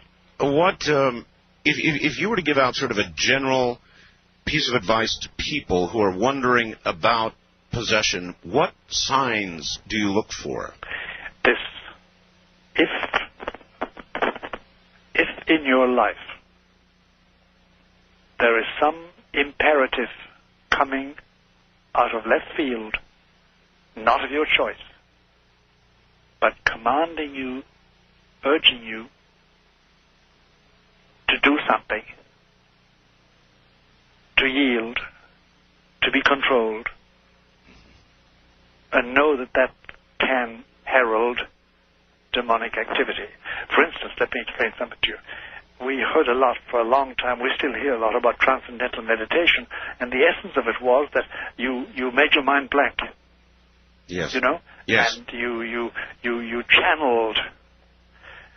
The difficulty, Art, is this. If you do that, you are sitting duck. You open the door and say, come in. And the same thing with the Ouija board. And the same thing with many channeling activities. It is not necessarily the board itself, that's just cardboard, but that's right. When you use it in that manner, you're issuing an invitation. That's right, and you're saying, the door is open, please come in, whoever you are. You can't do that with impunity. You can't do that with impunity. And many a case we're dealing with today started with a simple thing as the Ouija board, used as a plaything. But it got serious. Mm-hmm. Then there are spiritual seances of the same kind. Channeling. Waiting for the spirits to talk. Oh, they talk. Mm-hmm. Doctor, we talked about earlier the quickening. You talked about an increase in possession or exorcisms of 800%. 800%. Right. In what span of time have we seen this increase? Since about 1969 to 1989. In that time. It's a funny thing. A lot of things have happened in that time in the world and in the Church of Rome, my church, about which I've just written that book, Windswept House. And it's all, a lot of it is negative. There's a lot of negativity. And there's been a lot of bloodshed in that time, by the way. And there's been a lot of environmental damage. And surely Lucifer, who wants the death of the human race, will use any means, especially radiation, to destroy human hopes and human life. When we come back after the bottom of this hour, I would like to ask you whether we are approaching the final days. I want to ask you about the rapture. Okay. Back now to Dr. Malachi Martin in Manhattan. Doctor, in your second set of tapes concerning the storm and inside the Vatican, yes, you had pointed out that we are going to be chastised. This is from a gentleman in Beaumont, Texas. That we're going to be chastised. You said it can't be mitigated. There will be catastrophes, calamities, natural disasters. Great sections of humanity will be leveled. This is part of the third secret of Fatima in 1917, July 13th. But you implied this would be more in the distant future than in the deserted vineyard. You said very clearly this will occur, you believe, in the next 3 or 4 years. Yes. Yes. The time seems to be foreshortened as regards to what they call the chastisements, these punishments that are going to come upon us, and they indeed are starting in a remote fashion. But I expect them. One can always be wrong. In spite of my reputation, I'm not a prophet, Art, but I expect them between now and 2000. But not definitive, not the end of the world, not the coming of Antichrist, not the final judgment, not the rapture. A great change. Like a great change, however. A very great change. And, the old song, Keep Your Eyes on the Skies. I would keep my eyes on the skies from the beginning of this winter until the end of spring 97. Because depending on what happens in that time, we will more or less have a prognosis for what's going to happen between now and 2000. How many human beings do you think will make it through this change? A good majority of the present human beings that are alive, but in great misery. In a world where perhaps you don't want to live, that sort of thing. That's right. That's right. All right. A lot of misery. There are many, many people who want to speak with you, Doctor. Wildcard line, you're on the air with Dr. Martin. Good morning. Where are you, please? Yes, this is a doctor, and I'm a former seminarian. I would rather not give my name. That's quite all right. That's quite all right. That's quite all right. A wonderful program, Art, and Father Malachi. I think one of my spiritual directors was a friend of yours. Namely? Father Menard. Oh, yes. Ernest J. Menard. Yes. And I was a seminarian with the pre-month detentions in L.A. for a while. But I wanted to talk, first of all, would you tell Art something about the 3 days of darkness when I'm done? Yes, I will, briefly. And I wanted to just mention, I wanted to talk about how I was a youth minister after getting out of the seminary. And we were asked by the bishop to go to Ogden. And we were told why the bishop wanted us to be in Ogden. And we did a retreat for 110 Hispanics. And dozens fell on the ground frothing. And I realized that I was not prepared for that. And so I fasted for about 3 days while we were doing that retreat. And no ills happened. But later on in Oregon, I met somebody who was heavily involved in New Age and occult. Yeah. And I got an inner word that says, get out of the room fast. And I was trapped between, it was a real small room and crowded and couldn't get out without making a scene. So I waited a couple minutes. And that night, I had my first out-of-body experience. I was basically grabbed by a demon. Mm-hmm. And I've had occasional out-of-body experiences since then, and basically they are stopped by the name of Jesus. That's right. It's the only means at that stage. Get free of it all as soon as possible. Yeah, those people who are involved in out-of-body experiences, stay away. Jesus. Dangerous? Doctor, thank you for the call. Very dangerous. Very dangerous. Very dangerous. Any truck with that, and you're into what they call, you're onto the middle plateau. And that's a very dangerous situation. Doctor, 3 days of darkness? Yes, there's no doubt about it. There are going to be 3 days when there's a great darkness over our earth, and during which it will be dangerous to be abroad, to be outside your home, and even in your home it may be dangerous. 3 days without sun? 3 days without the lateral light we're used to, Art, yes. Without that. But it's like everything else, when it takes place, they will endeavor to give it an astronomical and a geophysical explanation. You know, so much of what you're saying this morning, my audience knows, you might not, because you're in Manhattan, where I presume that you've not been able to hear me. Yes, I've heard everything you said tonight. Well, tonight, yes. But, Doctor, in just the past week, I don't know why, I asked the audience, yes, if one day you arose and the sun did not come up, what would you conclude? I just asked them that general question, and... what was the answer? The answer was, many answers were flippant, yes, but many answers were they would conclude that the end has begun or that a change is definitely upon us. It was just, it's eerie to me that I even asked that question. I know. All right. I know. East of the Rockies, you're on the air with Dr. Malachi Martin. Where are you calling from, please? From Fort Myers, Florida. How you doing, doctor? How you doing there? What's on your mind? Okay. It's something that's been worrying me, how a lot of leaders, religious leaders like the Pope and Mother Teresa and even, political, like Boris Yeltsin is, very ill. Yeah. And I was wondering, is that like a big sign that it's coming now or soon? Yes, it is. That these main leaders or apostles or leaders in the world are ailing. It means, for me, it's an indication of the end of an era, the beginning of a new era. Well, he's right about that. Mother Teresa, of course, is ailing. The Pope. Yes, the Pope is ailing very much, very much. In fact, within 12 months we may have a new Pope, for all we know. And Boris Yeltsin is ailing, but he's not the only one. There's something happening, and in human history, if you look at it really cohesively, you'll find that no era ends with a plonk like that, and the next one starts. They always dovetail. And our past era is now dovetailing with a new era, which is a bit frightening, quite frankly.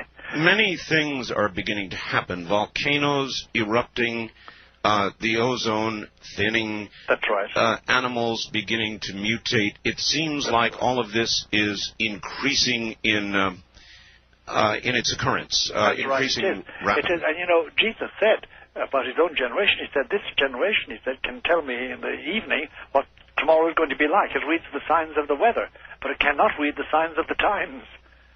And we are like that. We don't read the signs of the times very well. All right. West of the Rockies, you're on the air with Dr. Malachi Martin. Hi. Hi. Thank you for having me on your show, Art. Yes, sir. Where are you? I am in the Bay Area, all right. California. Yes, sir. I have two questions for, is it Father Martin? Yes. I am, Art, I'm an attorney, and yes. I've also been a Christian for right around 17 years. Yes. I've been studying demonology almost as long. Yes. And I have two questions for the Father and a couple comments, if I could. Go. Yes. First is, what is the... Well, let me preface this and say you have mentioned a couple of times that it's when you do exorcisms, there's a conflict of the wills and driving the spirit out. Primarily the wills. Yes. So what is the basis of your authority to cast out a demon? Christ. Okay, yeah, you've been a little bit weak in referencing that, and I would go beyond I didn't mean to be weak at all. The blood of Jesus is what... I didn't mean to be weak at all. It's Jesus Christ. Okay, that's good. The second question is, I am... denominationally speaking, more of the Protestant tradition, and I would ask you, can a non-Catholic, without the Pope's authorization, do exorcism? I've never come across one yet. Okay. But it may be, but I've never come across it yet. They come to us, even though they remain Protestants, they remain Methodists and Lutherans and Mormons and whatever, or Jews or Muslims or Buddhists, but they come to us for exorcism. Okay. Well, I'd like to proffer that you're speaking to somebody who's done a number of exorcisms. Just good. Through my life, I'm not a Catholic, and I don't have the Pope's authorization, but if it'd be okay, I'd quote two scriptures, Art, for the benefit of your audience to support that. Have they succeeded? Is that okay if I do that, Art? The question was, have they succeeded?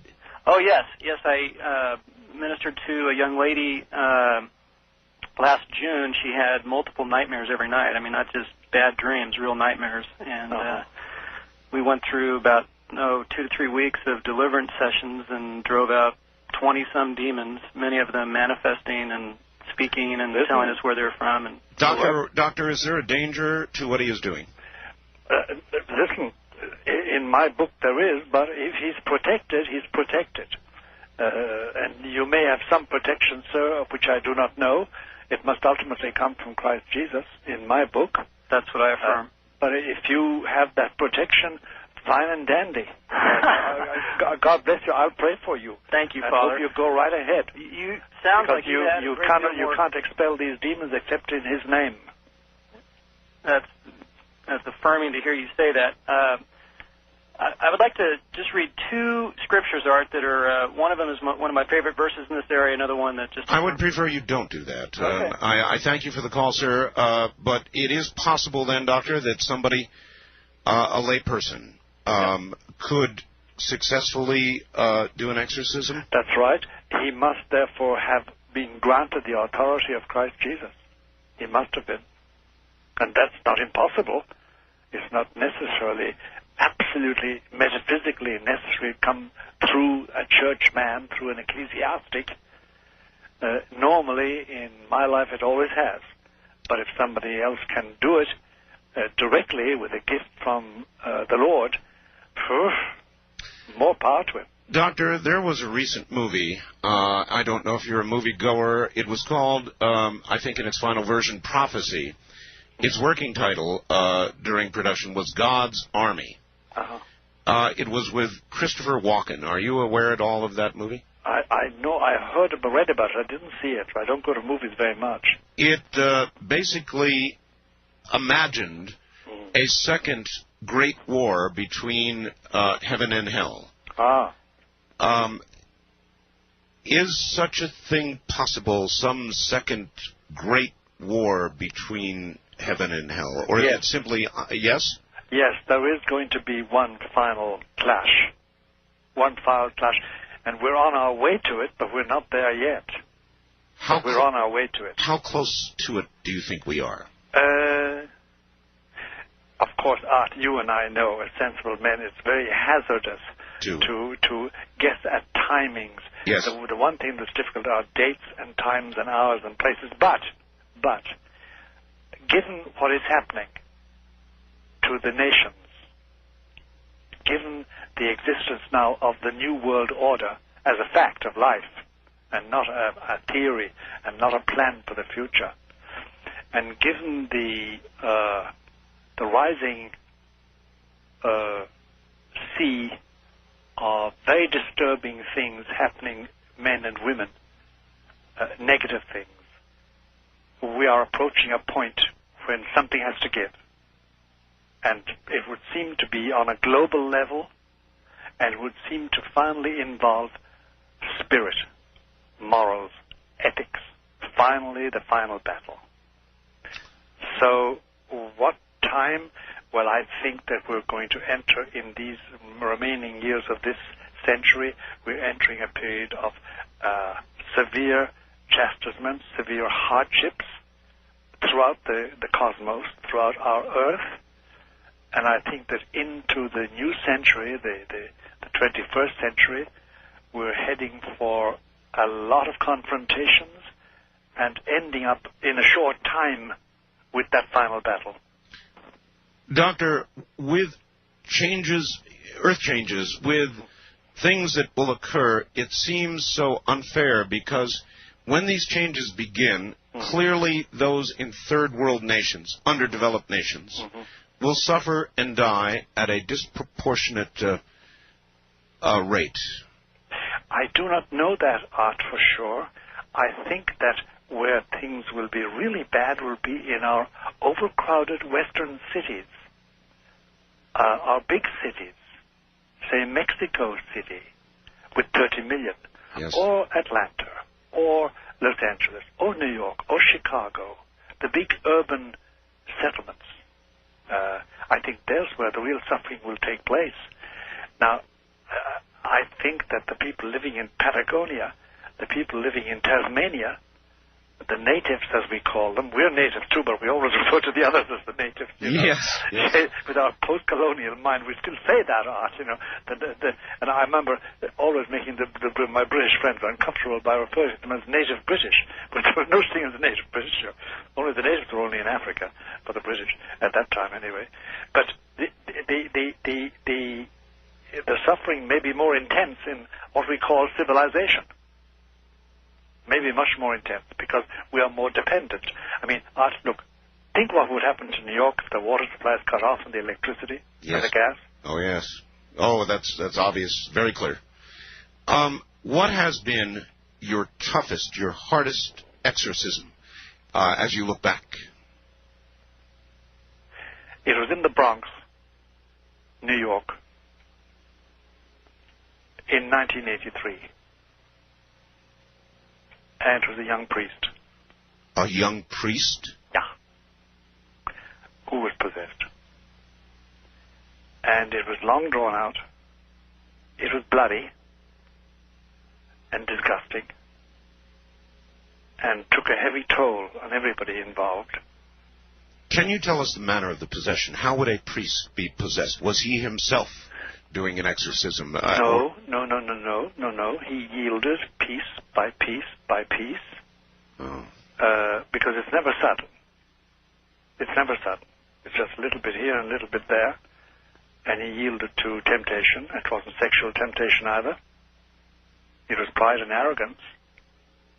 And then this mystery of choice comes in, the selectivity. As I said before earlier in the broadcast, Art, there's no profile. We try to create a profile. There's none. Some men who are very naughty are not possessed.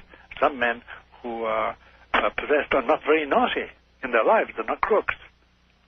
They're not evil in that sense, but they are possessed.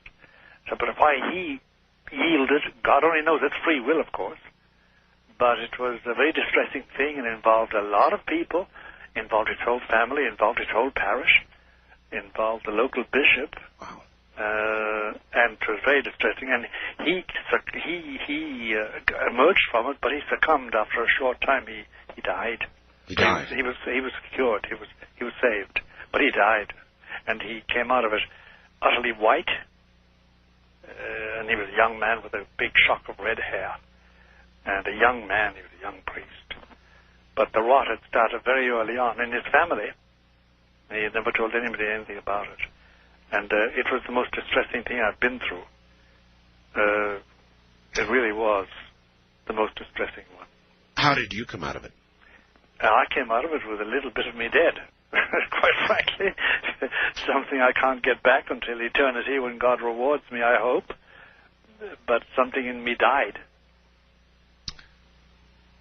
It takes a little piece of your of what, Doctor? Your faith of. No, it takes a little bit of. You know, Art. Look, we're both adults. You know what vitality is. Yes. And what verve, and as the French call it, sans d'attaque. Yes. The power of tackling something. Of course.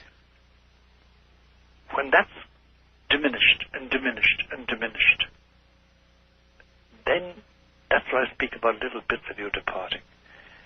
Little bits of you die. It's a sacrifice you make. You can give, the analogy I use was children to whom you give love. You can't get it back. Of your life essence or energy. Yeah. You can't give it to somebody else. You give something which is of your very soul, and we willingly do it as parents or as parish priests or as counselors. But I know sufficient number of psychiatrists and psychologists, and I know they expend themselves for the sake of their patients, and they can't get back what they give. They get money, sure, yes, but that's no substitute at all. So then when it happens to a priest or somebody of great faith or a service to God, it is harder, it is deeper, It is. And that's if you were to get close to the present Pope, that's what strikes you about him at certain moments. The complete draining of his spirit. I remember I had to convey a message to him once. He came home from a 10-day tour of the Far East. And Doctor, we're at the top of the hour. Are you constitutionally capable of another hour? Yes. All right. The following comes to me, as you might imagine, unsigned for a good reason.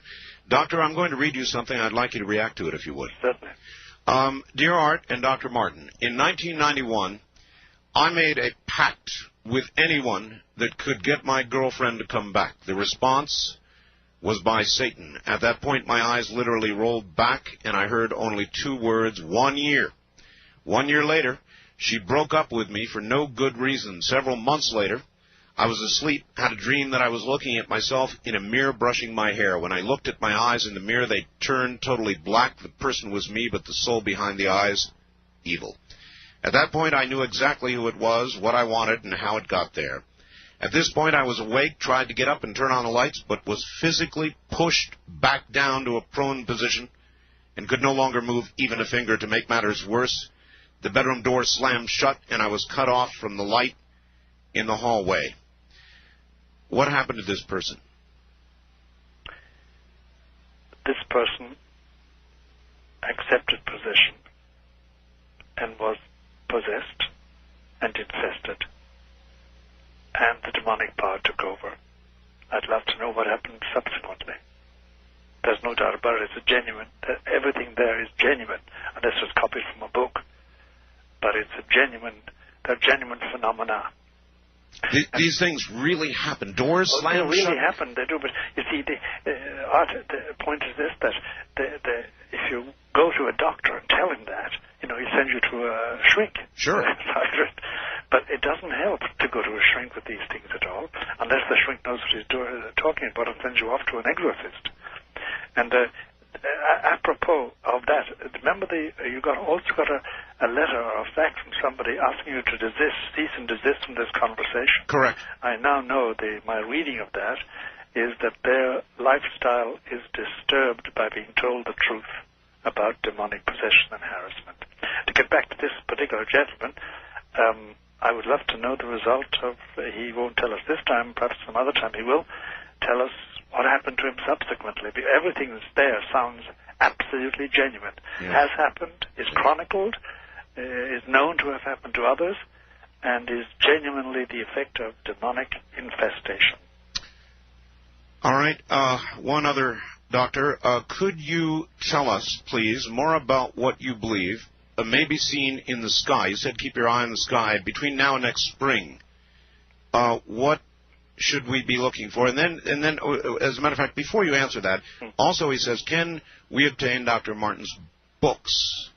Yes, they can. You have many books. You've been a very prolific writer. 16, and I have one at the present moment called Windswept House, which is about the present condition of the Church of Rome and of the present Pope, and what's going to happen shortly to both.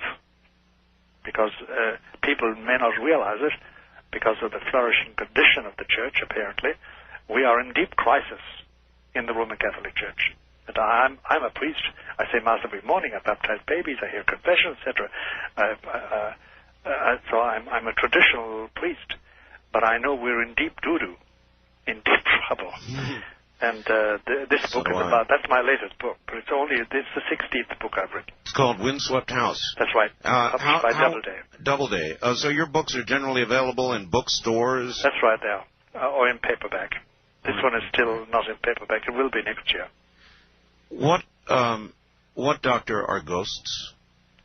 Ghosts? Yes, sir. Genuine ghosts are visitations by people already dead who are allowed by God to visit the living for some reason or other, usually known to the person visited, but not admitted by them until they wake up. There are some cases where what we call ghosts is demonic infestation of a house or a city or a street. It does happen. Have you had occasion where you have exorcised a spirit or a ghost or yes. whatever it is from a house, from a structure? Yes, in a house, yes.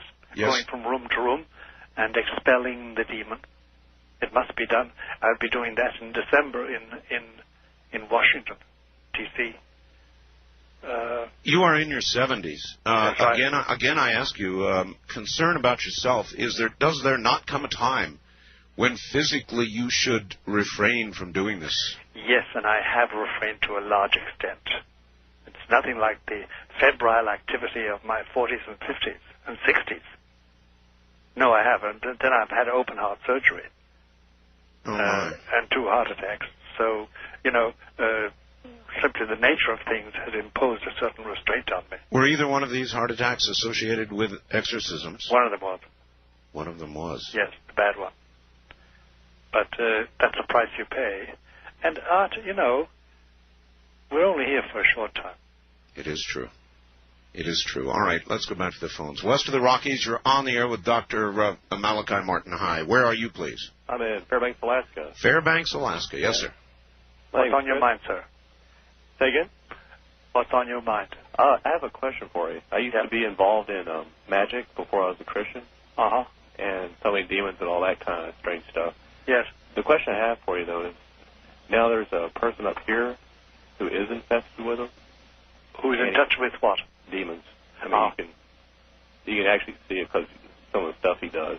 Yes. And I was just wondering, as a Christian, should I even attempt to cast them out or just leave them alone? Oh, that's a good question. It is. Unless you have special authority, don't touch it with a rod. Don't touch it. Keep away from it. Protect yourself. Don't attempt to deal with it. Is that clear enough for you, caller? Yeah, that's fine. It's stronger than you. It's more intelligent than you. Okay. All right. Have a good morning and stay safe. East of the Rockies, you're on the air with Dr. Malachi Martin. Hi. Hi. Good morning to both of you. Art, like I said, I'm sorry I hadn't been listening this morning, but I am taping it for later listening. Where are you, sir? Yeah, I'm sorry? Where are you? I'm in Fayetteville, North Carolina. Right. Excuse me, name is Bill. Hi, Bill. Art, I got a question for you and also one for Dr. Martin. Yes, Bill. If I remember correctly, if you want to jog my memory here, you said that you had a story about a Ouija board which you would not dare tell. That's right. Okay, that's all I wanted to know about that. But That's all I'm willing to say. yeah. Hey, Dr. Martin, it's a pleasure and honor to speak with you, sir. Thank you very much.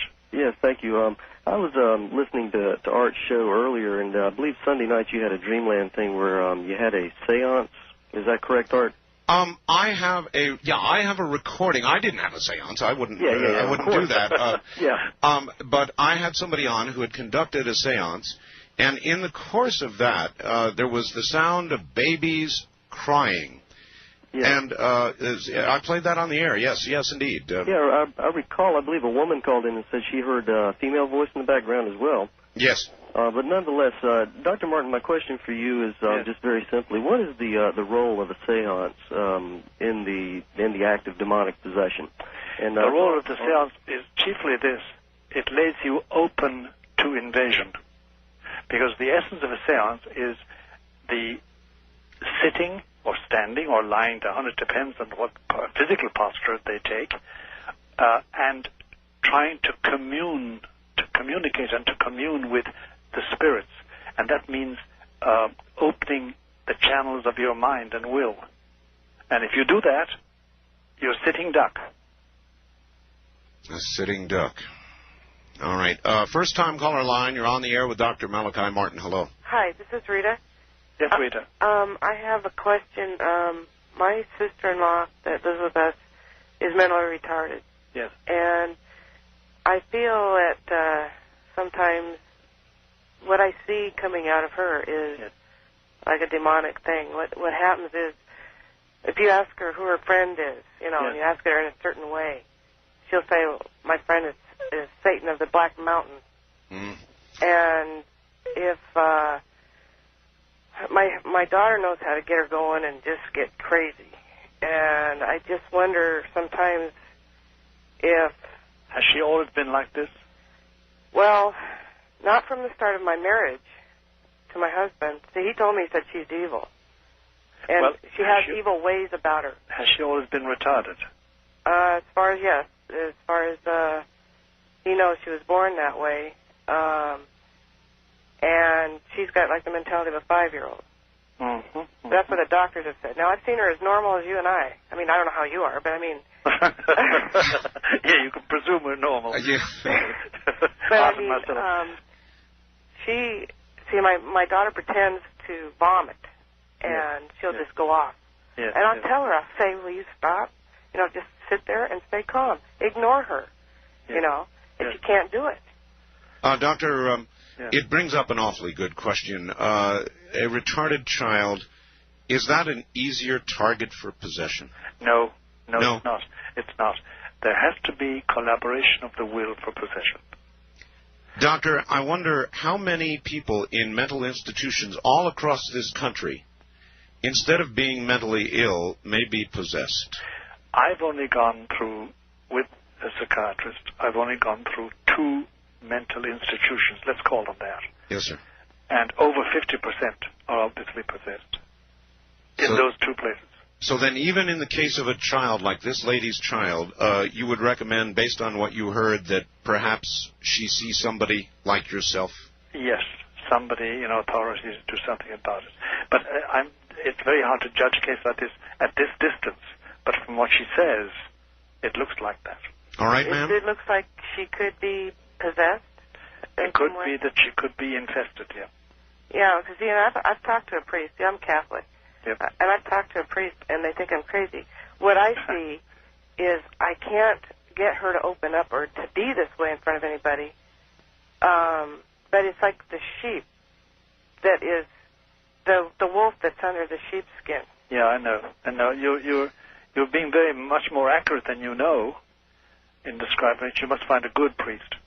And I've talked to priests that say that they wouldn't touch it with a 10-foot pole. Of course not. They're afraid of their pants. And they is that most priests, doctor, or a majority of them? Unfortunately, today, a majority. Because, you see, now when they're training in seminaries, they're not given any formation whatever. They're given no formation, no theological formation, and no instruction. And then a lot of them, a lot of the professors in seminaries, a lot of the trainers, a lot of the bishops don't believe in the devil. How? And that's great PR for him, because it means, as you know, during the war, the successful spy was the one nobody knew was a spy. Well, how can, a dumb question from a layman, how can a priest believe in the Almighty and not the other force? I mean, because actually, Art, it's a very telling question, and it's an intelligent question, because overall their faith has weakened. I said before to you, it's a dimension. It's not a quantum. It's a dimension, and overall it has. And if you, I have done this. I've probed people who don't believe in this, and I find that their belief in the resurrection of Christ Jesus, their belief in heaven, their belief in hell is all shaken to bits, sometimes non-existent. Can I ask you about a very sensitive question again regarding the fallibility of priests? In America, in the church, there have been too many stories, Doctor, of priests after their vows of celibacy who have then... Pedophilia. Yes. There have. But there's no doubt about it. There is a plague of pedophilia. Now, by the way, look out. There are 55,000 priests in the dioceses of America. And of that amount of 55,000, about approximately 2 to 4% have been found guilty of pedophilia, have been pedophiliacs. It's still too much.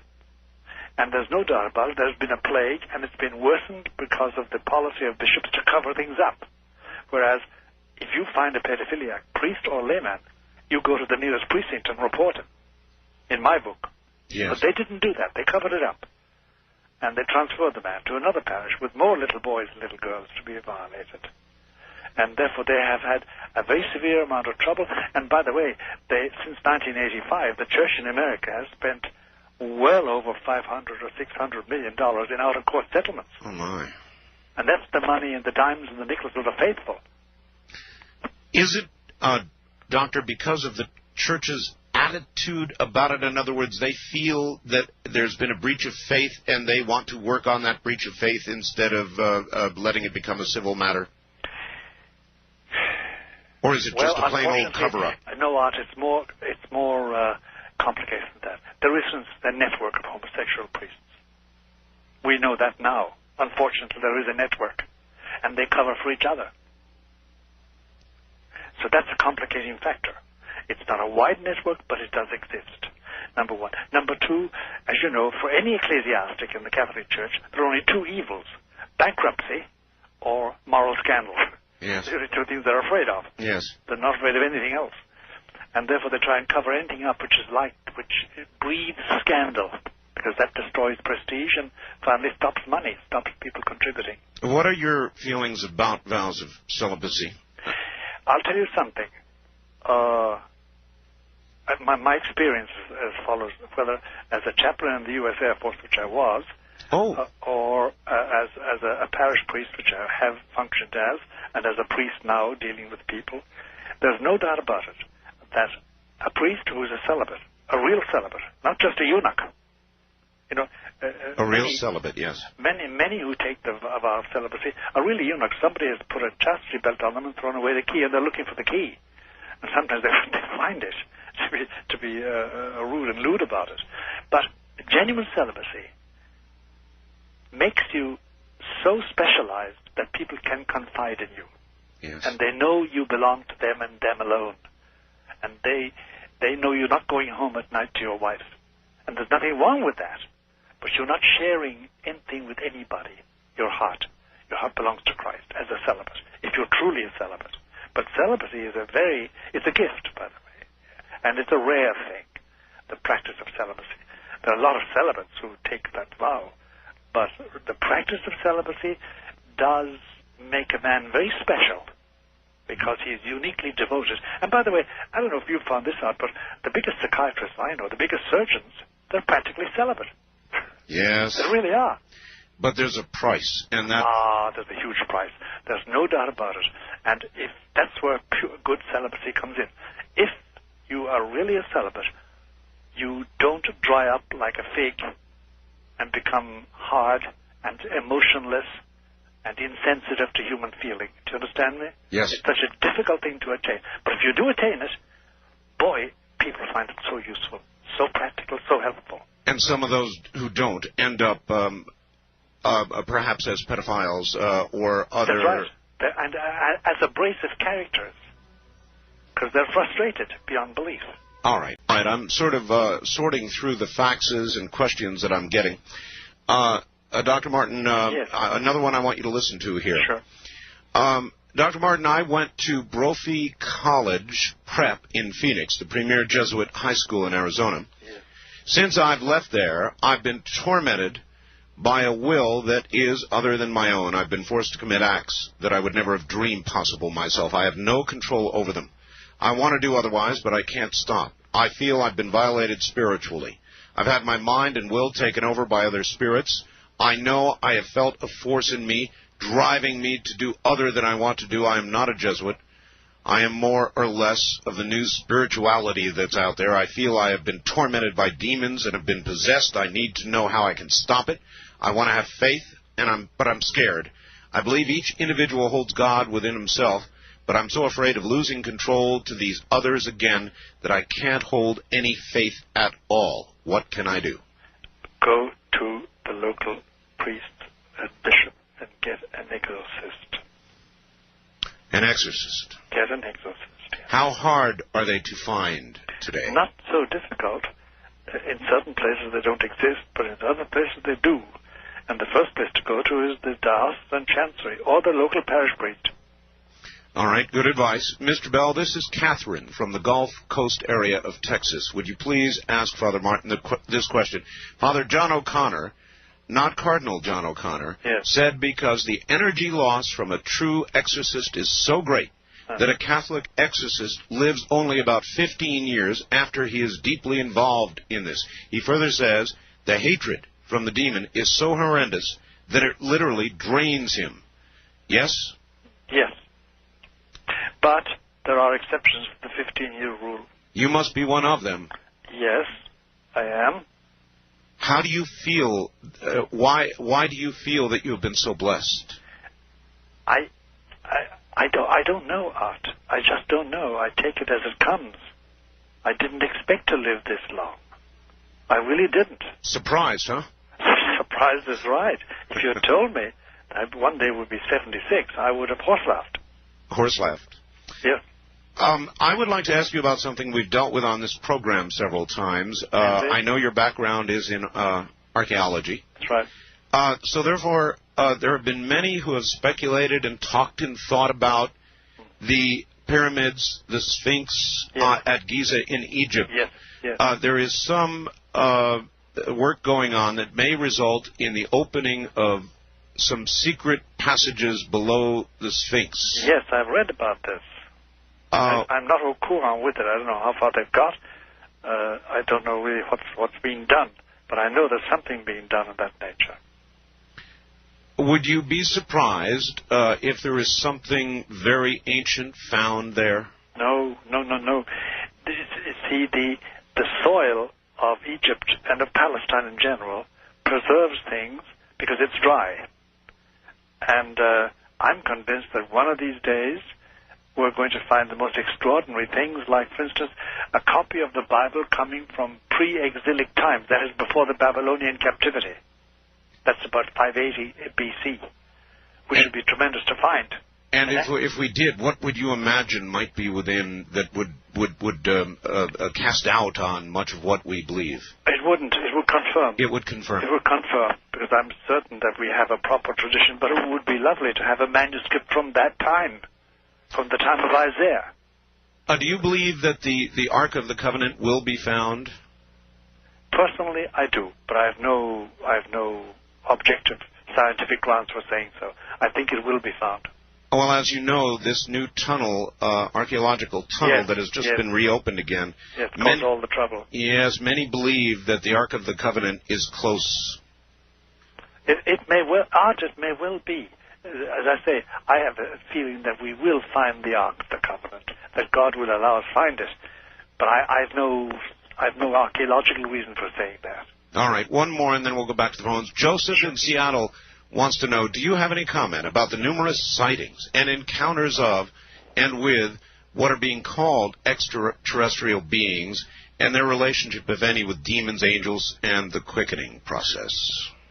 The only comment I would make is that some of the so-called or so-defined sightings of extraterrestrials sounds like demonic activity, but I have never examined the thing closely and scientifically and professionally, so I don't know. But some of it sounds very like demonic activity and nothing to do with extraterrestrial beings, if such things exist. Do you rule out the possibility of extraterrestrial beings? No, I do not. We just don't know. Would the existence of them in any way shake your faith? No, it would not. Not the slightest way. It would expand my consciousness. For instance, when Columbus discovered America, in that sense discovered America, it was a mind-opener for the Europeans. Certainly was. It was a mind-opener. I mean, it revolutionized the whole of Europe and the whole of the world. And they found it impossible to believe it in the beginning, because they believed there were two-headed men and giants and misshapen creatures outside Europe. They didn't know anything better. Then they suddenly found out that there were generations of people living outside of Europe that had lived and died for hundreds and hundreds of years. So revolutionized, and they didn't lose their faith. They are, on the contrary, they expanded it.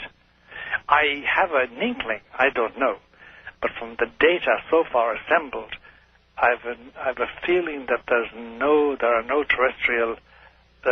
extraterrestrial life within our galaxy. That may well be. I think it's outside our galaxy. That may well be. But that's only my own assessment. Yes, sir. I'm not an astronomer. First-time caller line, you're on the air with Dr. Malachi Martin. Hi. Hello, Dr. Martin. Yes. It's about 5 years ago, I had in a weak moment, yes, I had a suicide attempt. Yes. It seemed like there were forces in the house that saved me. Okay. Where are you, sir? I'm in Vancouver, Canada. Okay. All right. Yes. Okay. Now, about 6 months before that, we were doing a bunch of, not Ouija, but the same sort of thing in the house. Yes. And it seemed as though there were forces. Yes. And it seemed as though I was saved. But I've had nothing but bad luck since this time. Can you tell me... Well, if you have dabbled in the Ouija board seriously, and if you've dabbled in any... It's occult, there's no doubt about that. You're dealing with occult forces.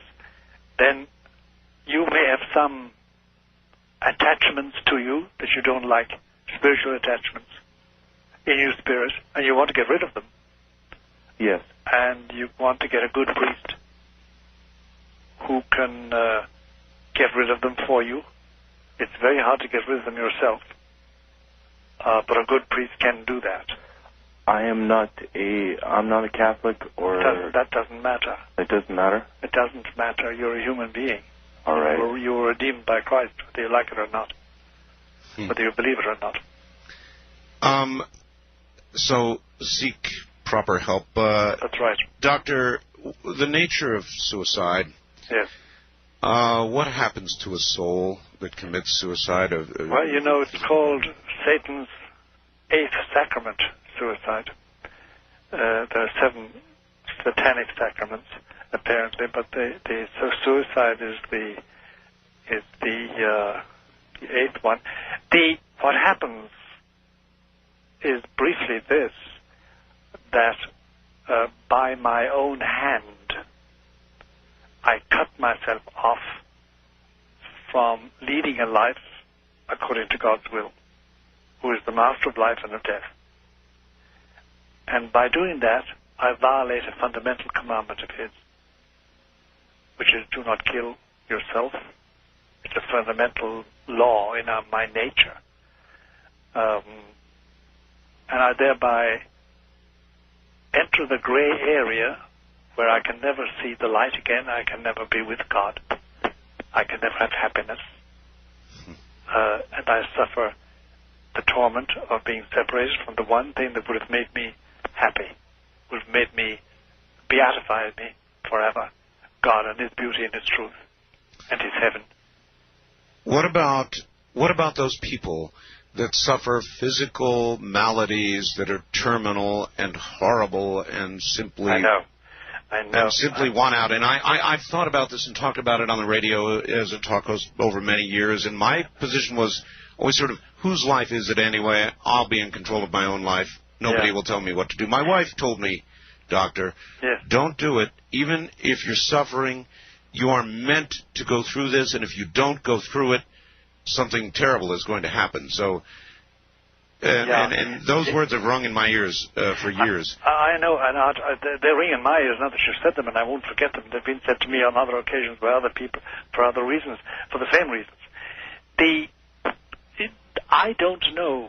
I really don't know, Art, in the whole of human history that I have read and talked about and inquired into, I don't know of any explanation justifying human suffering except the sufferings of Jesus Christ on His cross.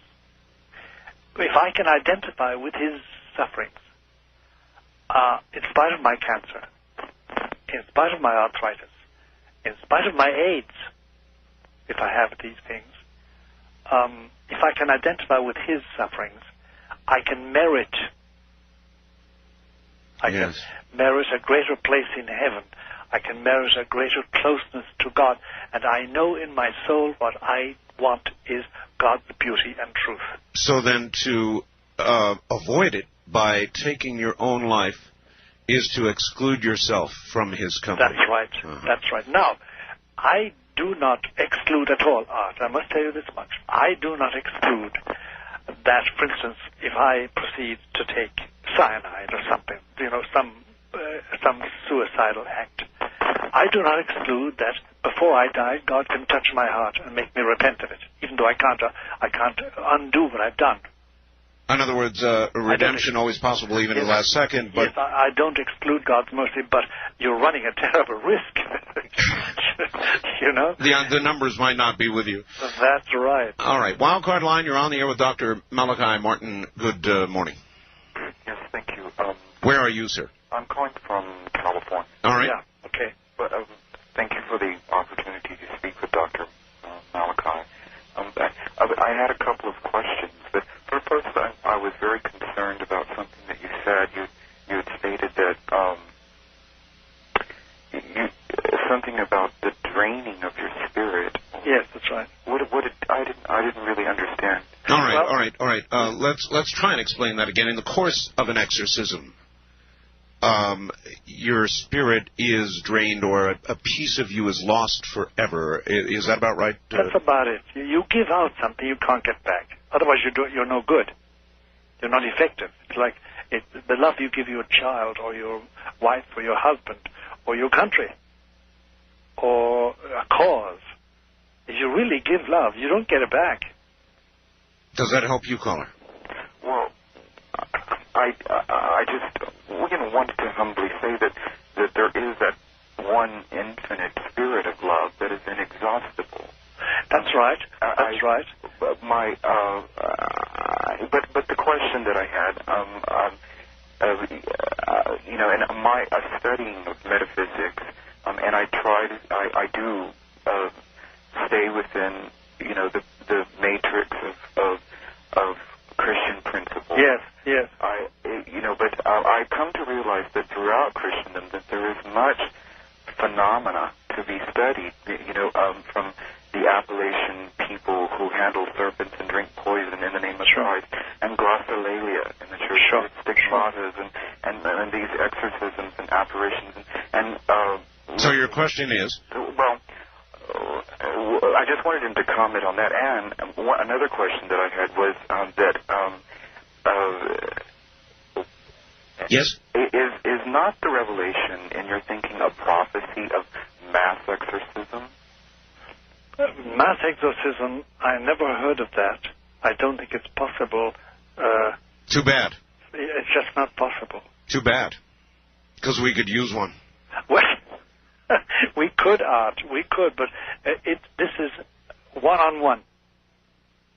One-on-one. It's always one-on-one, isn't it? It is finally one-on-one. There is such a thing as a demon sharing several people. And you can get rid of that demon and exclude that, but it's not a mass exorcism. You're still concentrating on one damn spirit. East of the Rockies, you're on the air with Dr. Malachi Martin. Hello. Yes, this is Thomas in Madison, Wisconsin. Yes, sir. Yes, Thomas. It's an honor to speak to you, Father Martin. Thank you very much for saying that.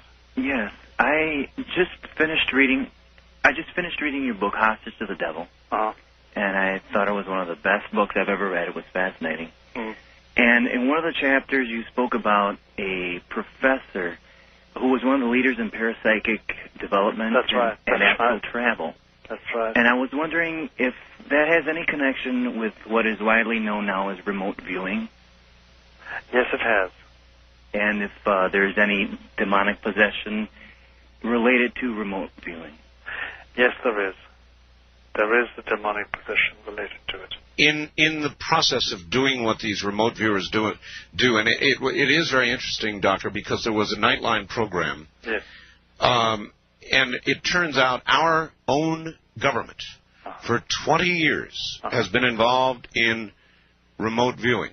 Oh, yes. Oh, yes. What is a person doing when they remote view? It's not exactly an out of body, or is it out of body? And they are subject then to all kinds of things, as you are when you open other doors with Ouija boards or whatever. I'll tell you what it is, Art. Really, what is at stake, and it's very volatile. It's like nitroglycerin for the soul. It's this: there are latent powers in us all. Yes. I believe that. The Nazis in the death camps, seeking to develop the perfect mind control, developed means, they found means of developing these latent powers. When we conquered Germany, we imported not merely physical scientists, rocket scientists like von Braun and the others. Right. We also imported the doctors who had gone in for mind control. And some of those mind control methods were used in the special forces of the USA. And they have found that in certain cases they produce the very traits that you find in possessed people. But it does give remote viewing, makes it a reality, and remote action a reality. And the Soviets in their day and the Nazis went much further than we ever went. We learned from them. But it's highly dangerous because you probably heard me say, and it went by your ear, Art, and I didn't emphasize it, I spoke about the middle plateau. The middle plateau. I mentioned that once. That middle plateau is the plateau on which evil spirits work. And they use every paranormal power that they can, that's latent in human beings and can be evinced, can be used. And it's very dangerous and volatile. It's the nitroglycerin of the soul. It can blow it up. And it's a very dangerous thing because you let loose something amongst human beings as a group that's destructive in the extreme and completely immoral. There's no ethic, there's no moral, there's no rule at all. No, I believe that as well. But it is real, isn't it? Oh, gee whiz. It's real. That's the difficulty about it. It is real. And I know people who teach it. So do I. Yeah. But not for me. Thank you very much. I'm a coward. I run. I really do, Art. I have nothing to do with it. And I want to stay with the devils or with the angels. You know, circling back, again, I can't get it out of my mind. There are these people who have comfortably made a deal and are living with this deal. Oh, yes, and they expect to go home to Satan. Oh, yes. Are there more and more of these people? You see them, you know them? More and more. There are more and more appearing to be there, anyway. And it's very hard to get away from the impression that there are more disciples than there ever were before of Lucifer. Lucifer in particular, not so much Satan, Lucifer. Listen, Yes. Doctor, we are at the end of another hour. Okay. Are you willing to stay for the final? All right, back now to Dr. Malachi Martin, who is my guest. Doctor, a couple quick questions before we go back to the phones. Yes. Doctor, was that movie, The Exorcist, based on a real case? I meant to ask you that. Yes, it was. It was. It was based on a real case, but it was highly Hollywoodized. Do you understand me? Yes. Because the reality was very different. It was a landmark case, actually, way back in the 1950s. And it was a genuine possession case of a young boy. They made it into a girl, the Exorcist movie itself. Yes. But it was a landmark case and was written up only 2 years ago with the actual theme, the actual history itself, published by Thomas Allen. And he just simply wrote it up as a reporter. It's fascinating stuff. I believe it was in the St. Louis area, wasn't it? That's right, it was. It was. And the actual telling of this thing, the history of it, is much more fascinating than the book.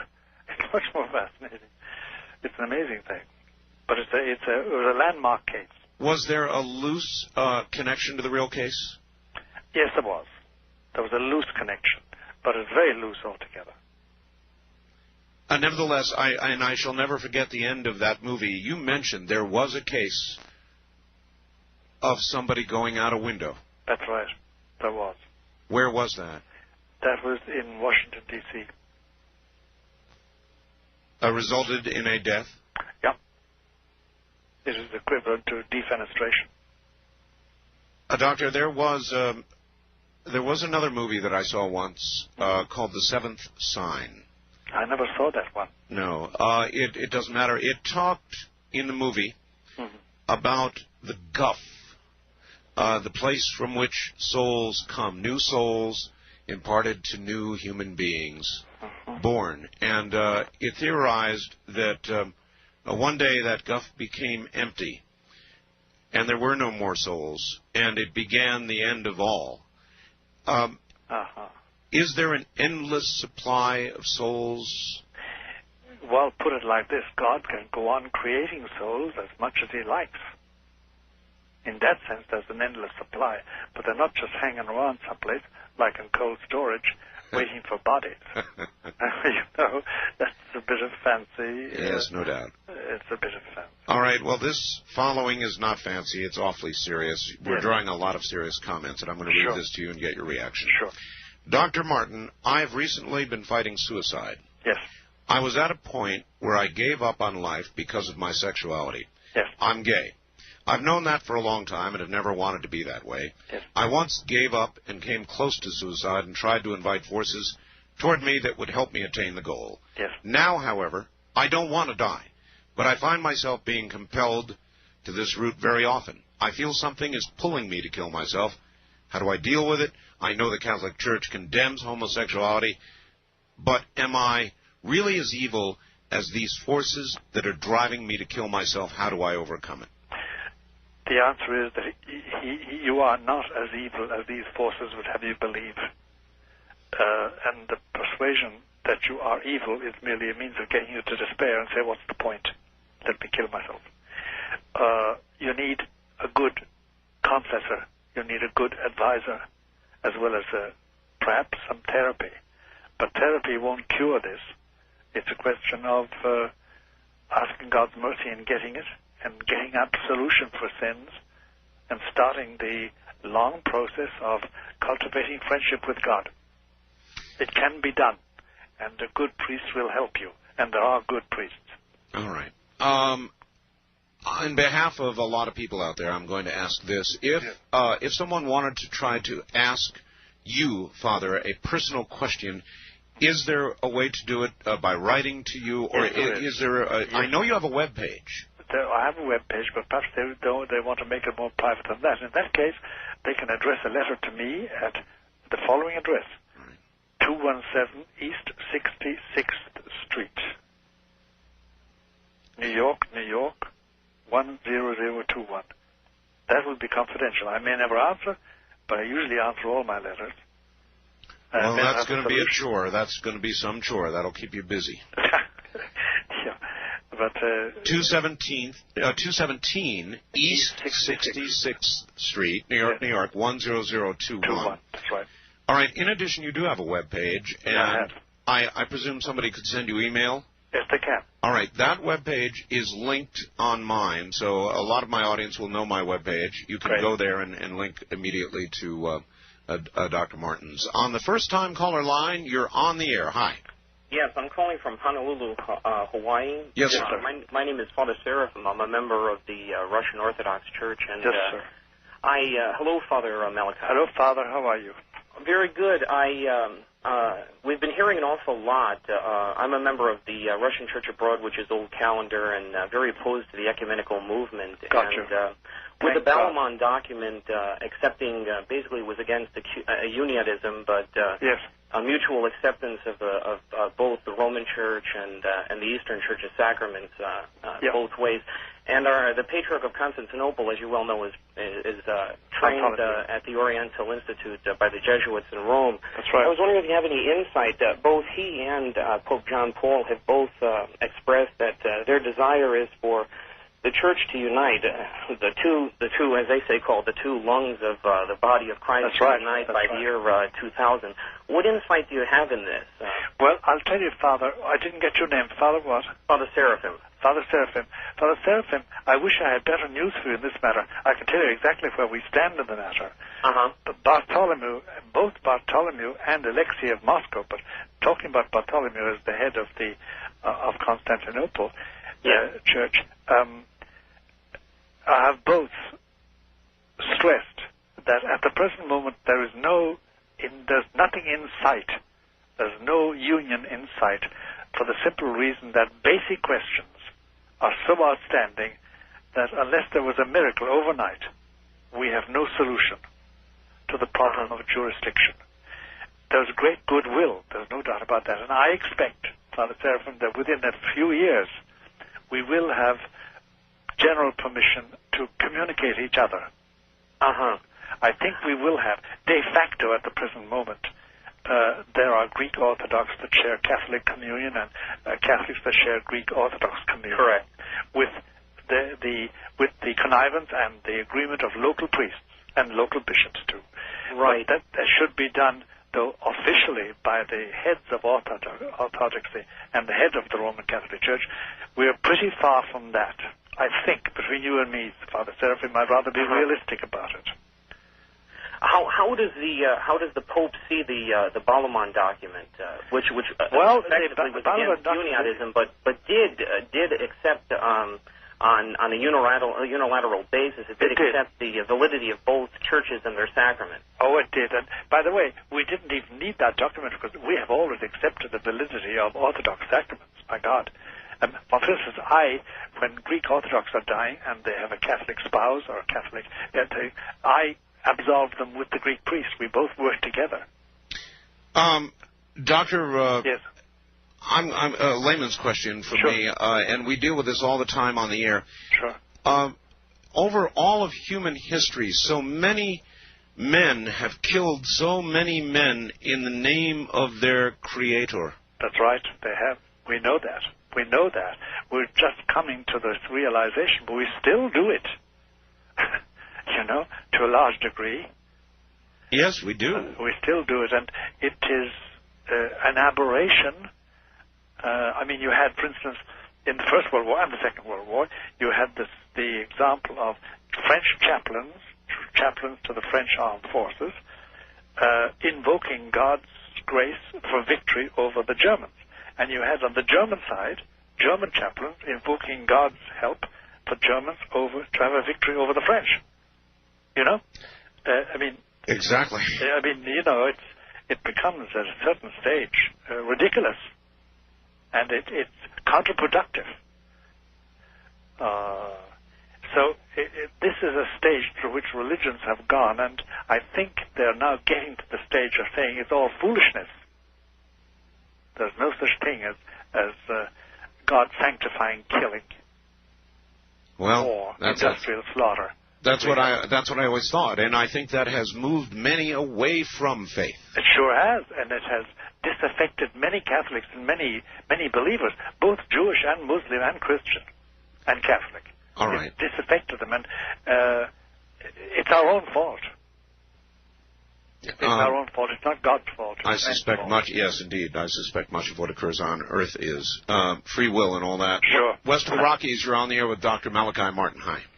Yeah. Good evening, Art. Good morning, I guess. Good morning, everybody. Bob from Pocatello. Bob. Thank you. Yes, sir. Good morning, Father. Art, we thank you for getting some balance in your show, and glad it pleases you. What is your question? Well, yes, Father Malachi, thank you very much. I'm not of your faith, but that's all right. You believe in God. Understood, and we, according to Scripture, give thanks for the good works of all men. And sure, agreed. Do you feel that essentially that people? I know I got a book written by a man named Courtney Brown, which who was a guest on our show, and read it. And in that book, the question is this, and let me throw the question out before I give the background.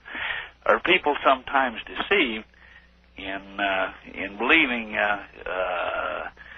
they are following truth and light when they might not be? And let me give you, for instance, in that book, he said that the good spirit that he thought was Christ was a translucent being, but at the same time, he said the purpose of his visitation to this man was to write the book, and at the same time, he renounced the time of Christ in there, the name of Jesus. And I wonder if you could expand on that as to why the name of Jesus. There's no other name under heaven wherein mankind might be glorified. Yeah. Well, I'll tell you, the only thing is that Christianity holds there was one Savior. His name was Jesus. He was born in Nazareth. He died in Calvary, and he was the Son of God. And that in His name, all men can be saved. All men and women can be saved. To be expansive, as we modern are now, although all men mean that. But the point is this: that that's the essence of Christianity, and there's no other name given to us as that of a Savior, a universal Savior who is God and man. That's about as much light as I can shed on it. A question that has always bothered me, and maybe you can answer it. If I understand correctly, a child that is not a Christian, who becomes an adult and dies without Christianity, may not go to heaven, may not... may well go to heaven, too. It all depends. On? It all depends on the child's will, what he or she does with her will. Put it like this. Not crudely, but put it as bluntly as possible. Art.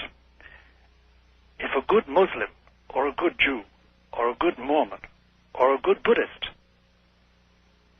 lives their life according to their lights as best they can, if they really avoid sin, and they can get the grace of going to heaven, but that grace comes to them through Jesus, even though they don't know Him. So no, they're not excluded from heaven. It may be that answers a question I've long had. I always was under the impression that if one is not baptized, one can't go to heaven. No, that's not so. It's not so. That's not so. The equivalent of baptism, the cleansing of sin, and therefore the being pleasing to God, can take place through the grace of Christ. There are many paths. There are many paths. The only thing is that it's difficult to avoid sin. It's difficult to be a good man, a good woman. It's difficult. The grace of God is necessary. And how many men and women achieve that, God only knows. But they're not excluded from heaven just by not being Christians. They can get the grace of Christ by living their lives as they should. All right. That's a good answer. East of the Rockies, you're on the air with Dr. Malachi Martin. Hello. Good morning, Art and Father Martin. Good morning, sir. First of all, I'd like to say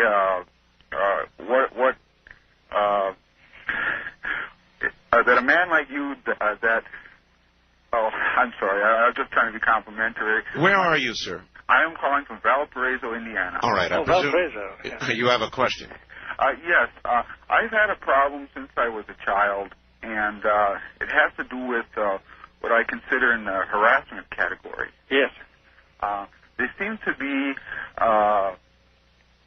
wolf spirits, and yes, and I'm wondering if you have any type of familiarity with these type of things. I've had a recent experience, but I can spare you that if you don't have a lot of time.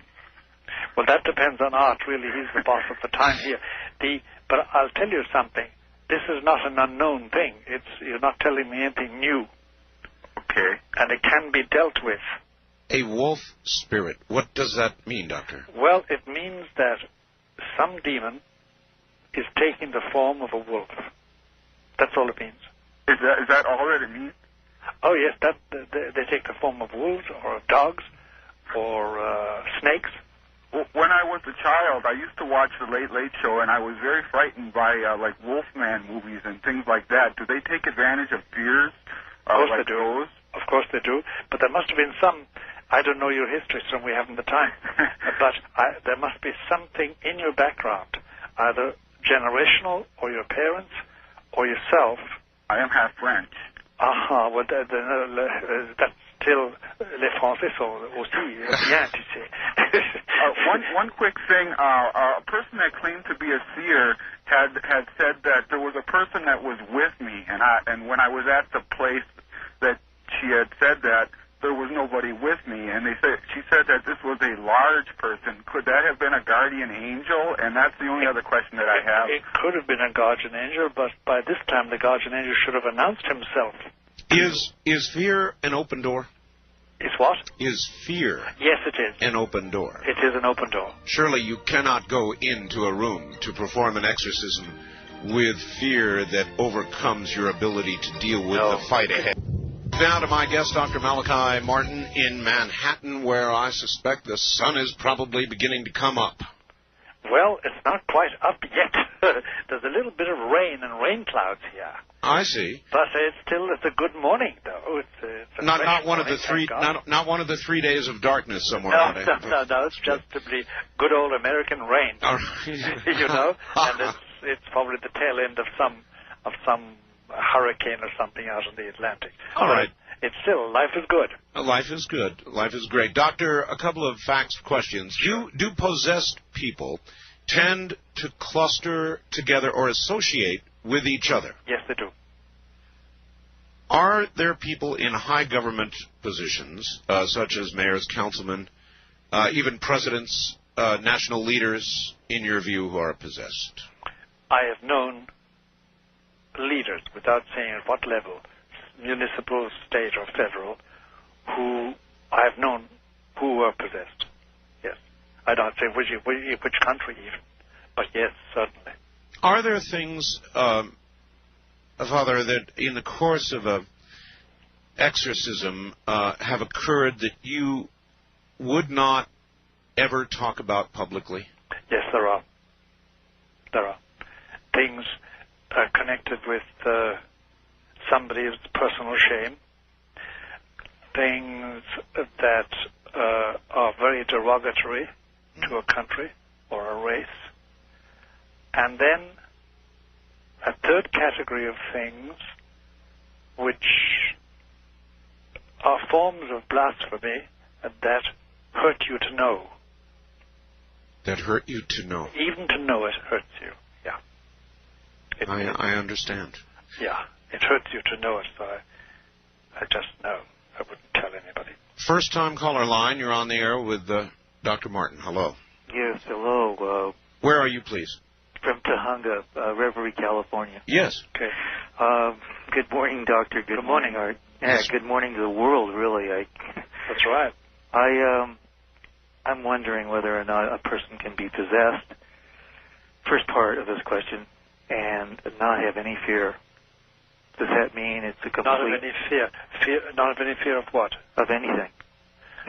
Of virtually feeling that that from the earliest days of my recollection of my walk onto one side of the hill or the other has allowed me to experience something that I've always had a notion that may be playing with the dark side.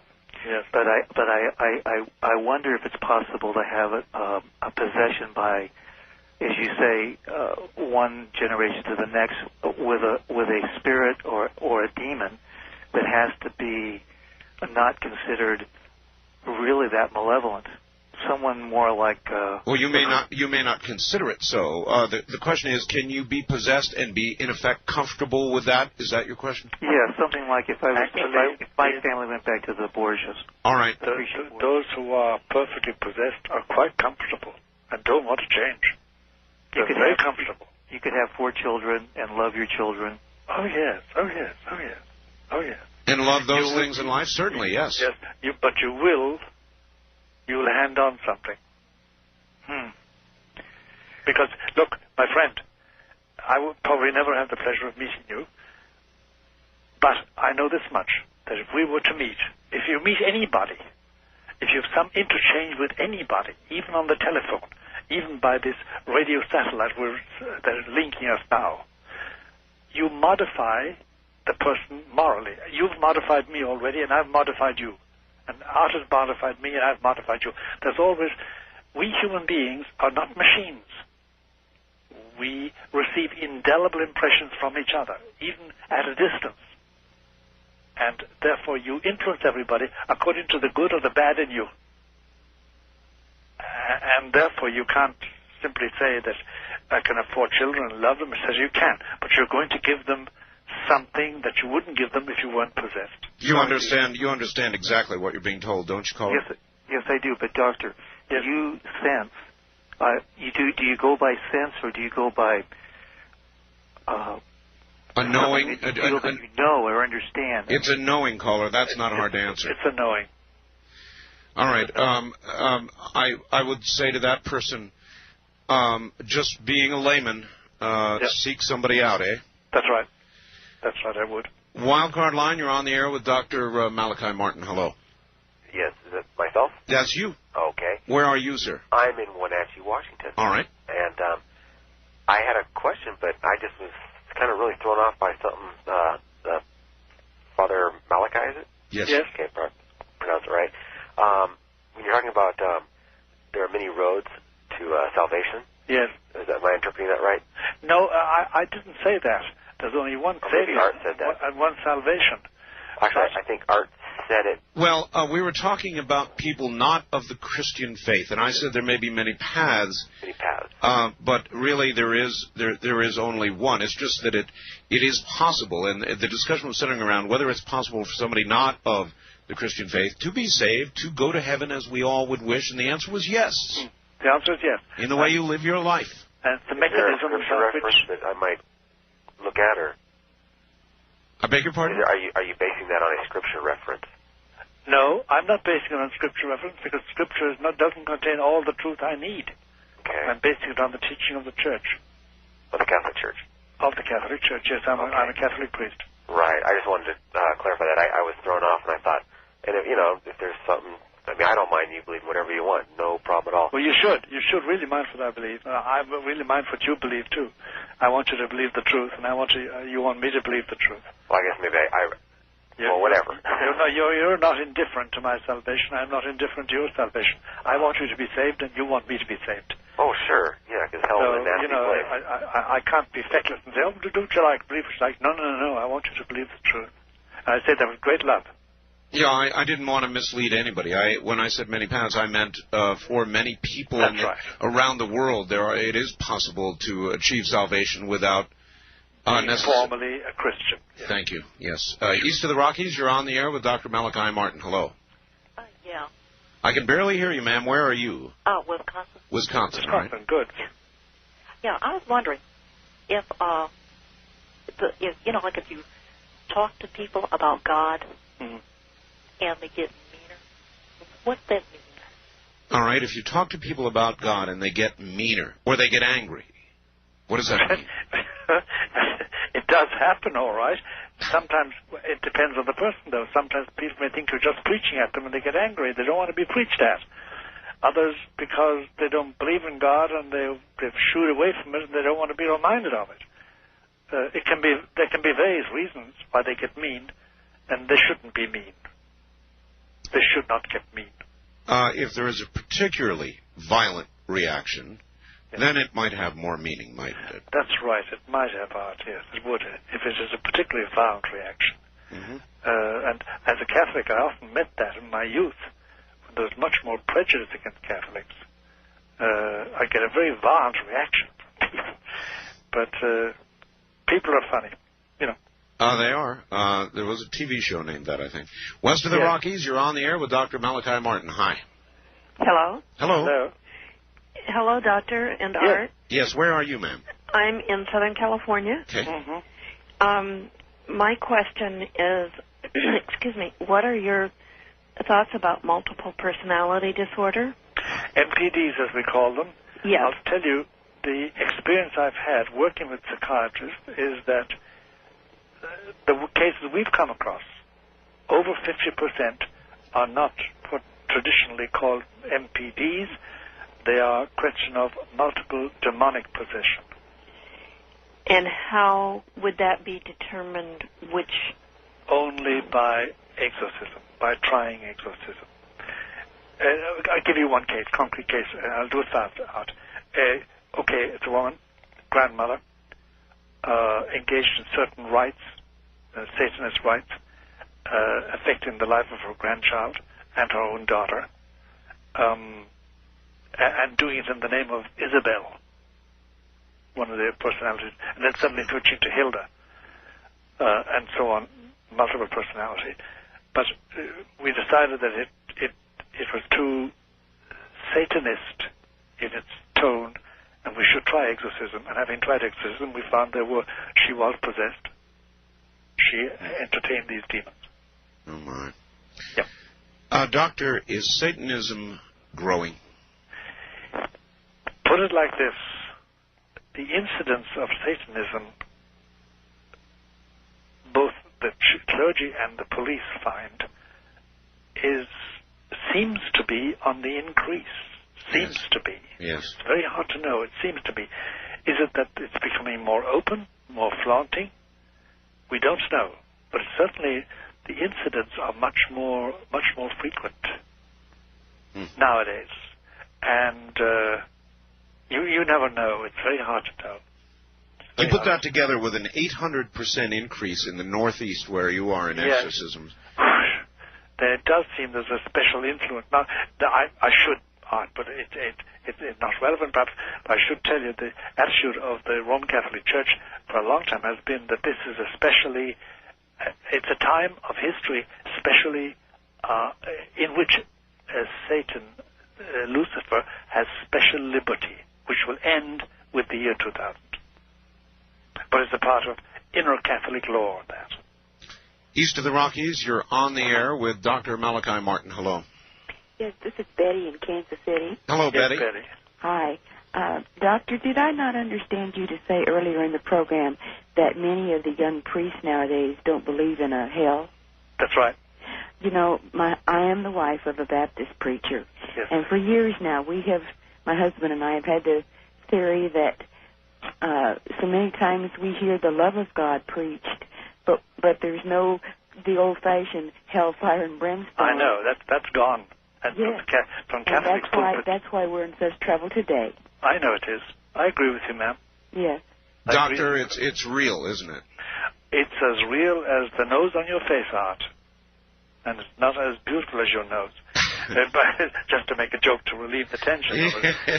Because I shouldn't be making physical references, but it's an expression in Ireland, where I grew up. My nose is an open target. Don't worry about it.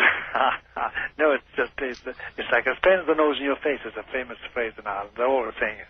It's as plain as the nose in your face that he... Of course. But yes, it's real. It's real. It's too real for words, and it's very, very off-putting. I don't want to end up there. Well, you know, I've received, I haven't read them all, but I've received a lot of, but not a lot, a few angry, very angry faxes. I'm sure you have. I'm sure you have. How dare you, Art, expose the audience to this old-fashioned, put the fear of God in them, hell and fire and brimstone. You know, people very angry. Oh, they are. I know they're very angry. And as I say, my reading of the really angry ones is that this disturbs a way of life. This manifests a weakness. This tells the truth about the way they live, and they don't like that to be reminded of it. Enough said. West of the Rockies, you're on the air with Dr. Malachi Martin. Hello. Good morning, Art. Good morning, sir. Where are you? Kentucky. All right. Got one real quick question for Dr. Malachi. Would you please make some kind of comment or explanation about the witch of Endor and Saul and Samuel? There's no doubt about it that the function of the witch of Endor was what we would say as a channeler, if you know what channeling is nowadays. Oh, yes. That's what she was doing, and she was used by Satan to give Saul a sense of despair so that he finally did commit suicide the following day instead of trusting God. When you speak of channeling, there are many means of channeling. Isn't the Ouija board just another channeling avenue? Of course, that's what it is. First-time caller line, you're on the air with Dr. Malachi Martin. Hi. Yes, Art, good morning. Good morning. Where are you? I'm in Memphis, Tennessee. This is Billy. Hi, Billy. Doctor, I'm quoting from Mark 16. It's a bit familiar passage to you. And he said unto them, Go ye into all the world and preach the gospel to every creature. He that believes and is baptized shall be saved. He that believeth not shall be damned. That's right. And these signs shall follow them that believe. In my name shall they cast out devils. Yes. It just said that the requirement where is there to believe to cast out devils. What do you base your premise on that you have to be of special authority to cast out devils? I'm not saying that you have to be that. We've just had a man talking to us about an hour ago who has none special authority of any church, but he does cast out devils, he says, and there's no reason to disbelieve him. And I've known the singular case of one or two men and women who were able to do it, but they're very rare.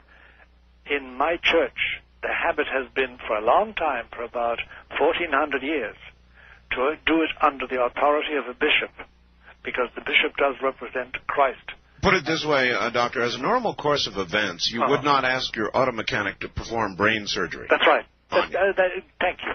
That's exactly it. All right. East of the Rockies, you're on the air with Dr. Malachi Martin. Hello. Yes, this is Scott from Wichita. Yes, Scott. Yes, I've got a question I'd like to ask the father there, please. Yes. The Pope that we have now. Yes. Is there any comment that he has made on the one that is to be?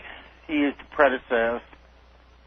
In other words, is he uncomfortable with the next Pope? And then after you answer that, I got another question. Well, I doubt if he knows who the next Pope is, so he couldn't be uncomfortable with him. You know what I mean? He doesn't. I doubt if he knows who the next Pope is. Okay. One other real quick question, sir, please. A very good friend of mine here that lives in the same building that I do. We talk about what you've been talking about this evening, or this morning, rather. Yes. There is two particular demons that I don't know what the names of them are, but he has stated that he has seen one that attacked his wife. Very quickly, caller.